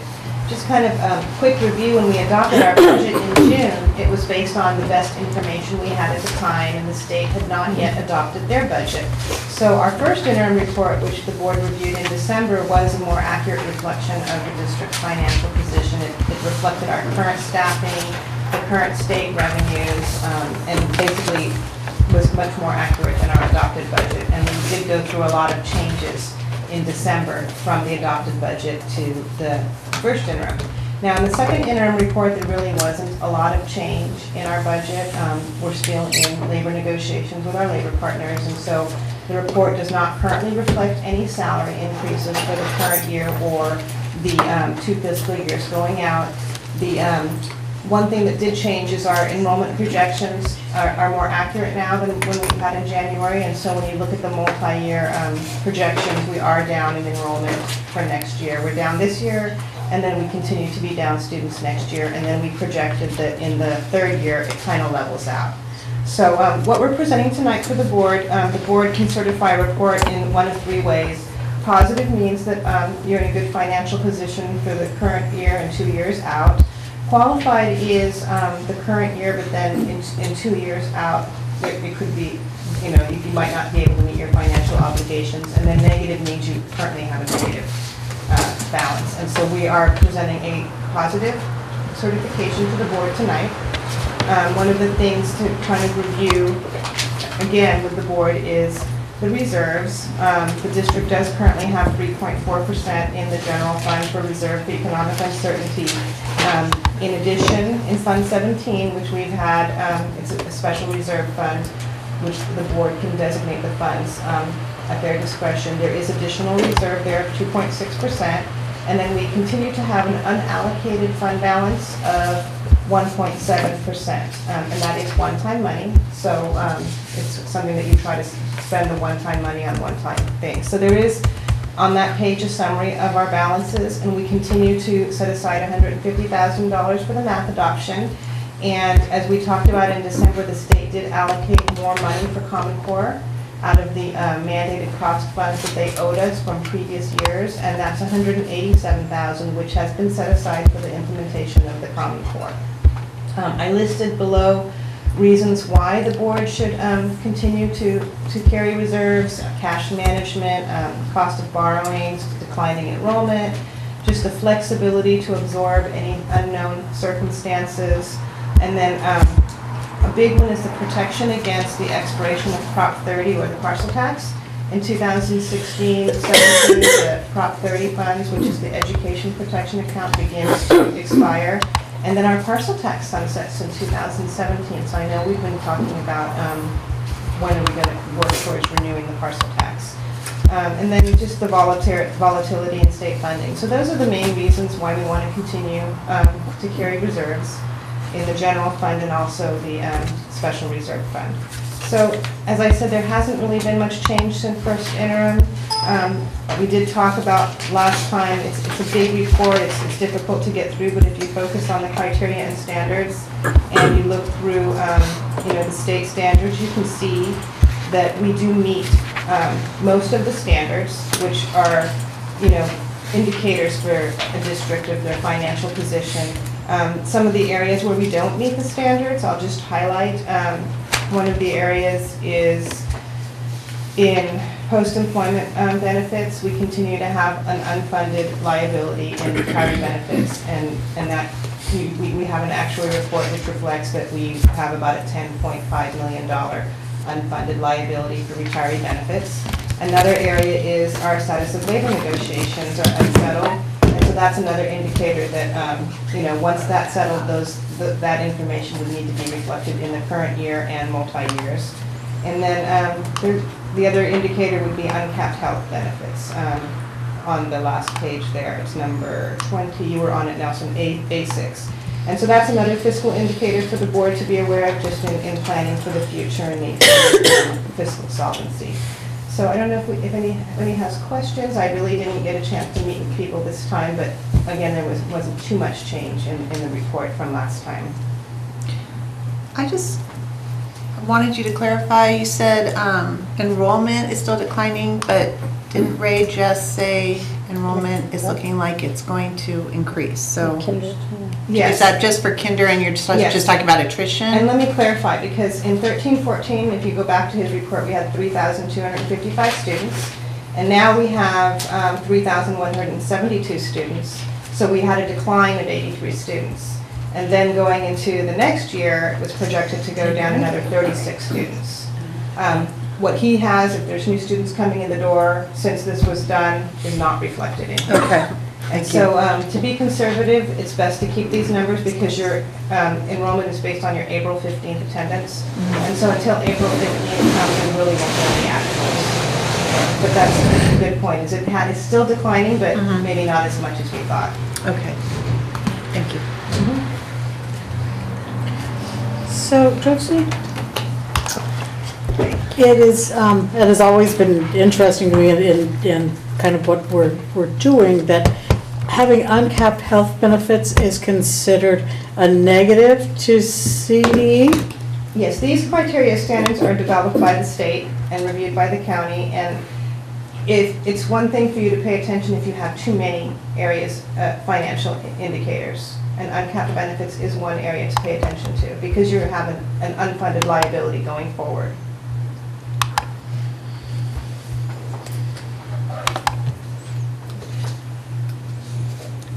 Okay, we need a motion, don't we?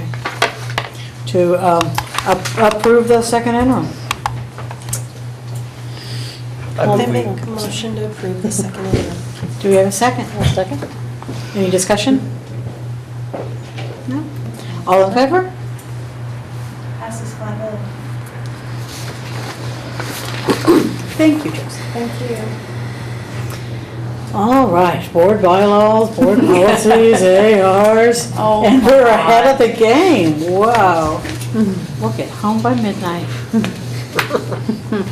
I'm on with you because using my iPad was not the world's most brilliant idea. And I have all of my stuff written down and I didn't bring it. Oh, well, okay, it's fine. I don't remember what I had to say about any of these, which means it'll go quickly. All right, so, delete on that, so BP 0420.1 deleted. And this is about school-based program coordination. With the onset of local control funding formula, we no longer have school-based coordinated programs.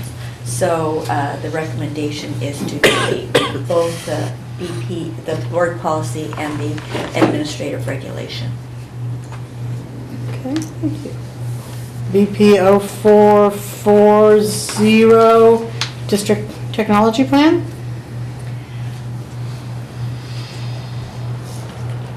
So the recommendation, which I think take them like one at a time. The BP for district technology plan is to use the sample as is. Wasn't there a choice of whether it's 3 years or 5 years somewhere? I don't recall On the that. second page, so I'm having to recall because my stuff is in, but, Well, okay, so in the notes. oh, 3-year to 5-year plan. Yeah. So to have a 3-year to 5-year plan as a precondition of receiving the tech plan. So available on the website calls for a 3-year plan, and we have that. We just adopted it last year. We updated it last year and got approval from the state. Any questions, comments? I assume the AR is. Yeah. We did, okay, so now we'll look at AR 1220 Citizen Advisory Committee. I did have one question about that, and we don't have to do anything about it tonight, but one thing that's in here is that we are using parent council and DLAC, right, as our required sort of parent input for LCAP, and those are awesome groups. Like, one concern that I sort of have going forward with LCAP though is that it feels like there is sort of like a small core of people who revolve around the same positions, and they go from the PTO to the parent council to the DLT or whatever and back.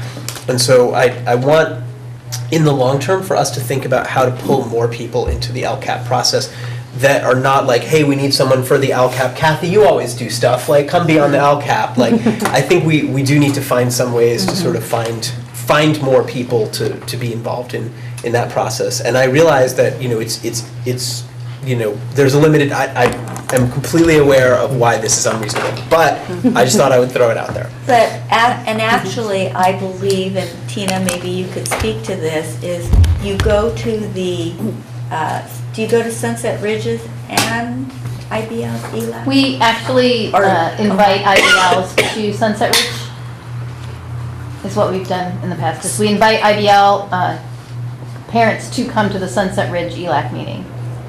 So there's not just, these formalized meetings, but we also go to the school sites to get the input of just the parents at large. We pick Sunset Ridge and IBL because they have the highest populations, but one of the other things that we need to do as we are looking at the AR is they need to be posted at the other schools so that all the parents know about the meeting, and we can request that the principals call that out at one of their PTOs or parent council meetings so that we can encourage a voice. Because that is important. So we do try to have those structures, but I do appreciate the fact that people have lives and it's really hard to find representatives, and we're fortunate, as we showed tonight, that we have very strong parental commitment. So thank you for that comment. Yeah. And I have a comment too, that I think it would be beneficial to try to do whatever we can, even if it's sending out correspondence through the PSD rather than filtering it down, because sometimes communications at one school isn't as good at another school, and if it comes straight from the district, everybody's going to get it who can get it. And now we have that, the email, you know how we're processing email out to the community, so we can use that. So, thank you. When you said that, Matt, it made me think of unduplicated. We talk about unduplicated. We have a lot of volunteers, but they're kind of unduplicated parents. How many do we actually have? Yeah. And this might be, I mean, I think also that one thing that's worth keeping in mind is that there are different tasks for parent volunteers around the district that some people are more interested or satisfied by. So it might be, for instance, that serving on a committee for the LCAP might be something that certain people would be interested in that are not your that are not people who volunteer for other things that we do. Now, this particular AR was about who was under the Brown Act? Isn't that? It's Brown Act, and then there's committees that are not. So what I did was to make certain that the Brown Act committees are the ones that the board appointed. You know how we have that list?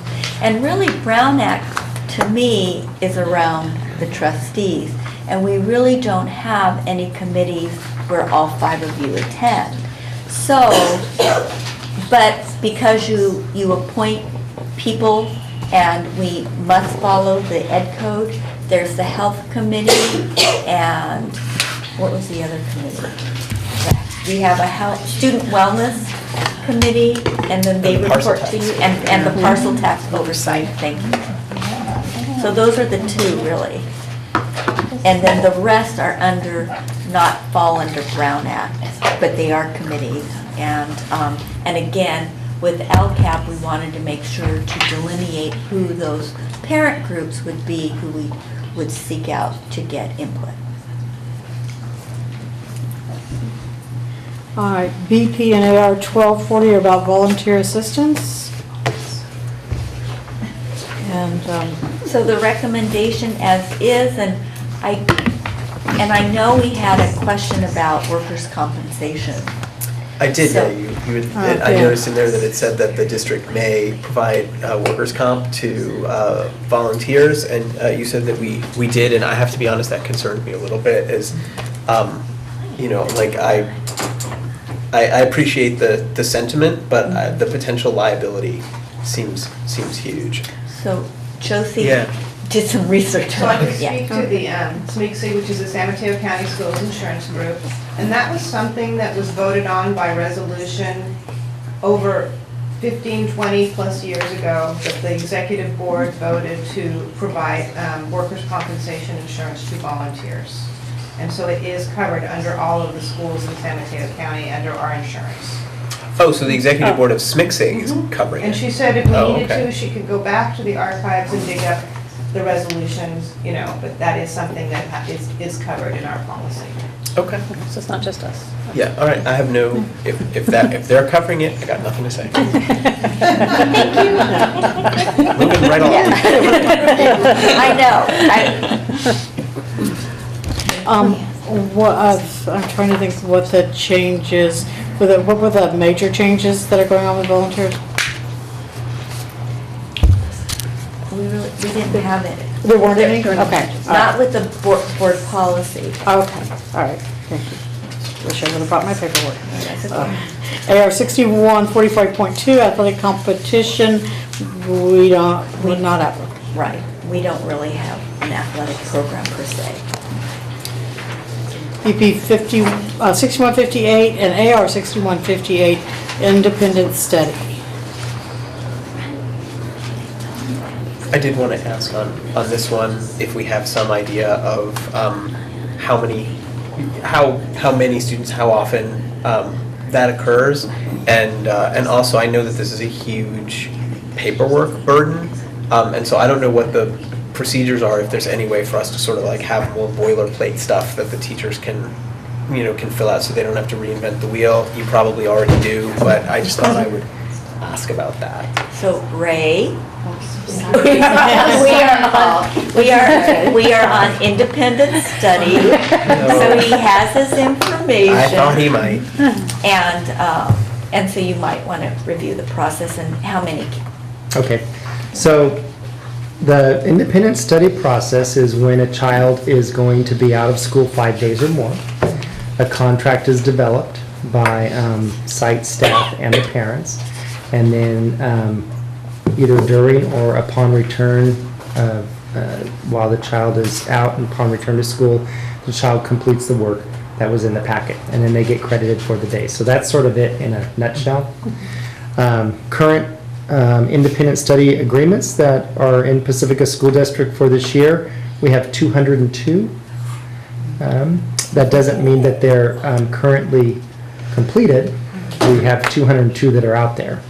202 students who have had independent agreements made for them, with a breakdown of Cabrillo has 26, IBL 29, Ocean Shore 33, Ortega 31, Sunset Ridge 39, and Valimar 44.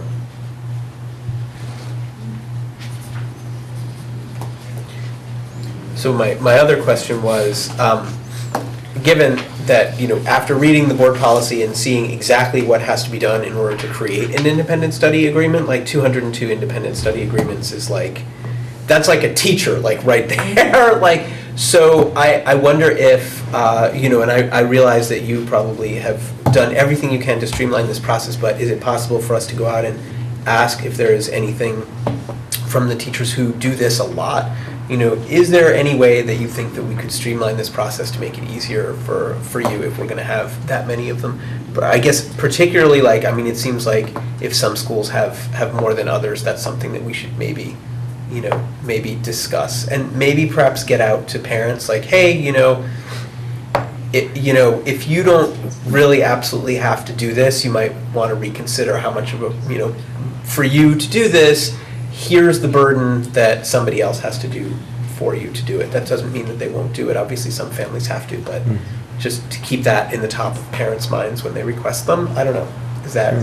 I could easily retrieve that feedback. We'll start with the principals at LC and then disseminate it out into the school sites and get the feedback from the teachers. So do the students connected with the sites, do they stay on their teacher's roster, or they all go to Kathy Green's roster? Or? No, they stay on their teacher's roster. Yeah. Okay. Because there was something in the policy about that you couldn't change the student-teacher ratio. Right. Right. Well, this depends. I'm assuming this depends on whether it's a year. So independent study of a year or more is homeschool, and if it's just if they're just out for like a week or two or whatever, that's independence. That's learning contract or whatever. So. Okay. Anything else? 6162.51 state academic achievement tests. So the recommendation is to use the CSBA sample with revisions. So this one is just, change that they did a change all for CST to CASP. To CASP.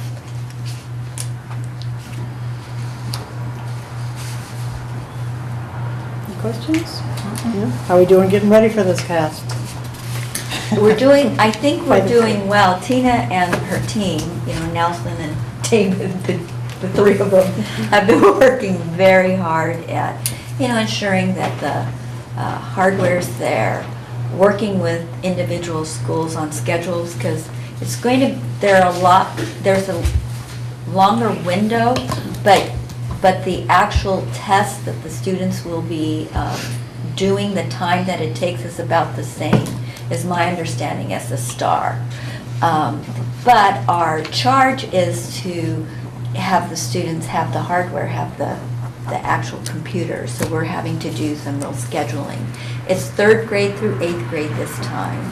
So, I think that we're going to just have to see how it goes. We have done all that we can. They just had their training on the implementation of the SBAC, and they're ready to go. It's supposed to work.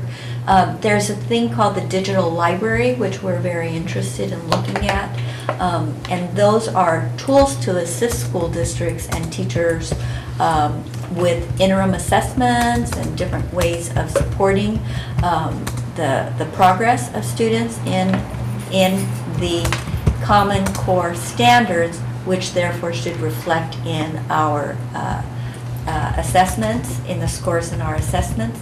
I think that there are indications that there will be a decline. You know how we have the proficiency rates of 70% or 65%. It will be lower, and they're talking about it being in the range of about 30 to 40%, simply because it is a new assessment. It's a new way of taking the assessment, and one of the things that we're seeing is even though our students show it, it's hard for them on paper to move it to that computer application is going to be just a learning process in itself. So for the students to demonstrate what they really do know. So I think that it's going to be an interesting spring. And I'm assuming we're going to do a lot of outreach to parents so they don't have shock when they see those new. We're having a parent night next week, or a week from Thursday. Yeah. A week from Thursday, and then we wanted to start using the 2 weeks from tomorrow. I'm sorry, the 19th. We want to start using that information system that we have to send out to talk about what it is, the timelines. I've placed that in my web message and in the Tribune. It's in the Tribune. So I'm trying to get that information out there, but it's always how much information do you share at one time, because sometimes it can become overwhelming. So we're trying to do it bits at a time. The presentation that I use on the 19th, the principals are going to do a streamlined version of it with their PTOs, and some of the PTOs are, full. A lot of parents come to, some of the PTOs not so many come to, and then when this gets closer to scores coming out, we'll do more communication about what the scores are reflecting at this particular stage. Right. So we may need a little training too. On what Oh, day yeah. is gonna be. Nobody knows. Yeah, it's like we said, it's so ambiguous. Everything's so ambiguous. Claims 1 through 4. Right. Okay. Whatever that means. So what we're focusing on right now is really looking at those formative assessments, our MARS tasks, our DRAs, our running records, making sure that from our perspective, from the teacher's perspective, that the students are making the progress that they need to make throughout the year. Because that's really all we have. Thanks. AR 6173, Education for Homeless Children. So on this one, it is to use the CSBA sample with revisions. And the revisions right now is, to include the associate superintendent as the contact person. And then all the amendments due to the new laws. We also deleted all of the high school type things like graduation and all of that. Do we serve how many percentage rate? Yeah. I think we're under 15 right now. So, because like 15, I believe, was like the number that the state is putting out there as like a subgroup that we should monitor and watch, and we're under 15.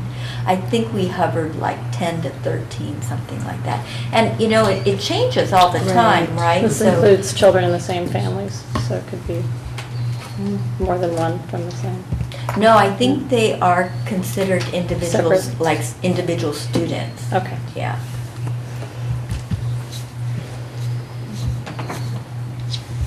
right, on to,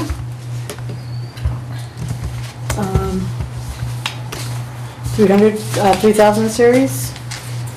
Okay, this is one of the CSBA policy maintenance from the December policy manual maintenance, and there is some changes based on new laws. The first new law, this is with regards to the budget. The first new law is that you used to be able to have a dual budget adoption process. So you would adopt your budget for other school districts. You would adopt your budget on July 1st, and then they would go back and adopt a revised budget in September. Well, only 9 school districts in the whole state were using the dual budget adoption process. We use the single budget adoption process. We adopt the budget on July 1st. And so they changed the law, so now you can only use the single budget adoption process.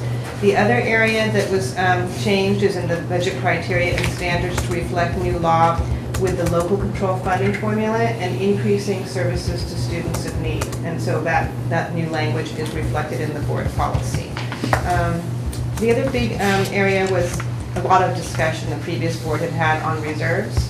And previously, school services and CSBA had made recommendations about maintaining higher reserves because of the recession and all of the difficulties that school districts face. They were recommending 17% reserves or 2 months of operating expenditures. Now they have revised the CSBA policy based on the new law, and since there's a reserve cap of 6%, they've really just made it very basic that boards may adopt reserves as they see fit. And so that language is now written into the policy. There is an area that the board might want to discuss in this policy. It had been discussed with previous boards, and that is the Budget Advisory Committee. We currently don't have one, and that's because we have the LCAP, the DLT, the district leadership team, and we use that LCAP process. So that's one area that's still in the board policy, even though we don't use it. So I don't know if there's any discussion from the board about removing it or not. I did hear feedback from at least one board member that maybe we don't want that section in there. So that might be something for the board to discuss. Yeah, that was me. Only because since we don't, the way that the policy is written, the policy seems to imply that there is one, and so I don't want, not that people are, reading our board policies in their spare time, but should anyone stumble on the board policy and go, why is there no budget advisory committee? Doesn't the district want public input? And of course we do, we're just getting it through the LCAP process. So we have that we essentially have a budget advisory committee. I just don't, it just sort of struck me odd that this was still in the policy, even though we, don't have one, don't need one, and are getting our input in a different way. So I would prefer to strike it just so that it doesn't imply that we are not doing something that we should be doing. Any other thoughts about that? No, that makes sense. It doesn't, why would we have something in our policy that doesn't exist? Elizabeth, we're in agreement? We're in agreement. Okay, so then we would bring this policy back with that Budget Advisory Committee section, which is optional, deleted. Okay, and we will have another first reading of that? If you'd like, yes. Okay. Future agenda items. Is there a minor? Minor- I think Minor there's a revisions? minor one. Oh, sorry, minor revisions. This one's okay. So minor, we almost didn't know. Yeah. The CSBA minor revision to the food service child nutrition program, and it really, in bold, in the middle of the paragraph there, it's an addition to compliance with the new law.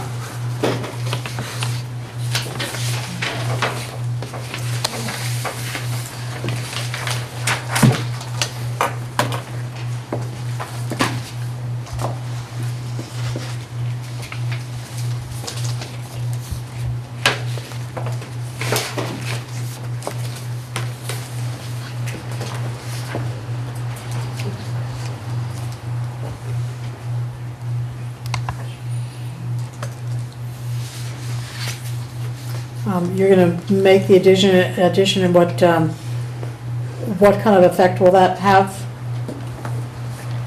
So in addition, the superintendent shall provide necessary documentation So that is when we have any kind of compliance audits, or just to make sure that when the auditor comes, we have all the necessary, which we do, as necessary documentation.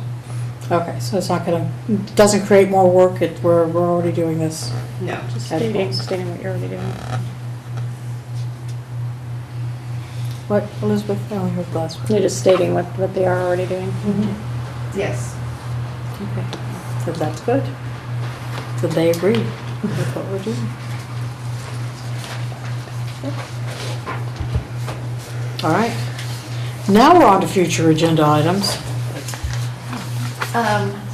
So, for review of the April 1st, May 6th, and then June 3rd, we did add the curriculum instruction and assessment update, where we'll highlight the information about our targeted subgroups, so we will provide a presentation on that. And I added about the gifted and talented education program. Our board adopted to delete that board policy because we don't have funding for that program, and we don't have a GATE program in Pacifica School District. So the discussion item that I was going to bring forward was the recommendation that we not do testing any longer, since we don't have a program to have students participate in. And so we talked about it at ALC, so I'm going to bring it forward for discussion, because that's kind of the recommendation that we're hearing from Leadership Council. And we think that we can still support, the gifted and talented student or family needs, but not necessarily through a district-wide identification process. So I'll be bringing that forward on April 1st. So if there were questions I had about future agenda items, and I apologize, I did take the social science one off because we embedded it in the LCAP update, so I hope that that was okay. And then transportation, I know that there was a small meeting, and what next steps we would like to do on the topic of transportation. I'm pretty sure none was the conclusion of that. Would you say that was the conclusion? Yeah. Then we will be meeting on homework, just a small committee of us, and then we'll develop next steps there. And then translation, what would be, did you want to have an agenda item on that to just share? Yeah. And then we're going to do one on Shared Legislative Action Day. So on the translation, I'll work with Andrea, like when's the best fit because of the number of items that we have on the agenda. And then parcel tax, we had a conversation in our work study to kind of have a mini committee to just discuss parcel tax and maybe bring something back either in work study when we do our budget session or however we choose to. So I didn't know if Matt and Elizabeth were going to assist, if you were available Friday at like 2:30, because I know we're coming at 3:30. When we adjourn, let me take a look. I'd have to check. Okay, because we're already meeting, so I thought we could just, Matt and we're meeting, so if you could come before it, that would be perfect. But if not, we could look for another day. And that was it. Any other agenda items or thoughts that the board has? Two things. One is, at some point, once the testing window opens, is there room for like kind of an update on how that's going? Mm-hmm. That doesn't have to be very long, just to get an idea of what the pluses and minuses and successes have been. And then with regard to, it looks like we're moving to this policy where when people bring up items, we're having these sort of initial meetings with with two board members to see if it's worth sort of pushing further, which I totally support, except for the fact that all these meetings seem to be happening during the working day, which is really difficult for me. So if there's going to be much more of this, I just will have to not be on any of these meetings, and so maybe we can put some thought into how we can do that in a way that allows me to be part of it, that would be awesome. Sure. And I love that doodle. So, that is a nice way, I think, of everybody kind of being able to say. And because of work schedules, the thought could be that we should really work around your work schedule. If there are times, I know, but see, I feel very guilty about that. So that's why, like, I do want to sort of bring up this. I don't think you should feel guilty at all. That's a reality. Well, okay, but we should. I do want to sort of bring up this idea of the conversation meeting again, where the board can discuss an idea in an informal meeting. I think that would still be a really useful thing to do, even though it's agendized. Like, I just think, like, if there's going to be, I think it's good that sometimes we're like, okay, well, who's really sort of interested in this, and those interested parties can be in the initial meetings. But I just sort of feel that, we're a full body, and, just like you were saying about the policies, like, if the policy comes up and we're all voting on it, we should all read it. So it's sort of the same thing. If this is an item that might come before all of us and that we all might have interests in as members of the board, maybe we should all discuss it. So. Absolutely. I read something, whatever this is, maybe everybody read it. We had been talking, I think, about expulsion rates and different subgroups that might be seeing more. And so I don't know if this is a board discussion or a discussion, but in this article they were talking about the Network for Effective School Discipline, and I didn't know if this was something that we had all discussed, and there was a big article. I don't know if you saw it. I haven't read that. Maybe I will pass it to you or to Ray, and you can look, because it's sort of a consortium that discusses different alternatives to expulsion or even in-house, and looking at the different groups that might be affected more often than others. So thank you. Maybe I'll just pass it to one of you, and you can give feedback on it later. So maybe because we have 3 new board members and we haven't really talked about PBIS and our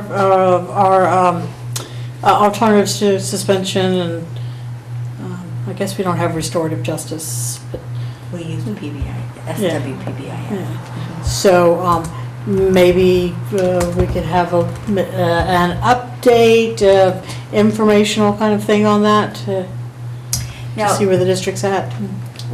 What we normally have that in August. I think we have it in August or beginning of September, once we get like the data from the year. So would that be okay to just do it for like when we usually provide a report, and then we can include the information at that time?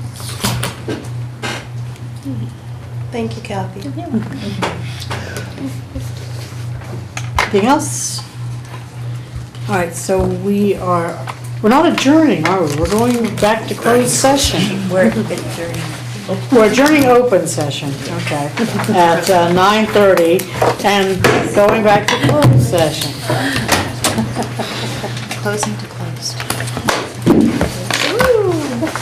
Okay, is this all Andrea? This is all Andrea. What? Lucky girl. No, Do we need to sign? I asked Sandy. I'm trapped. Should I sign this one that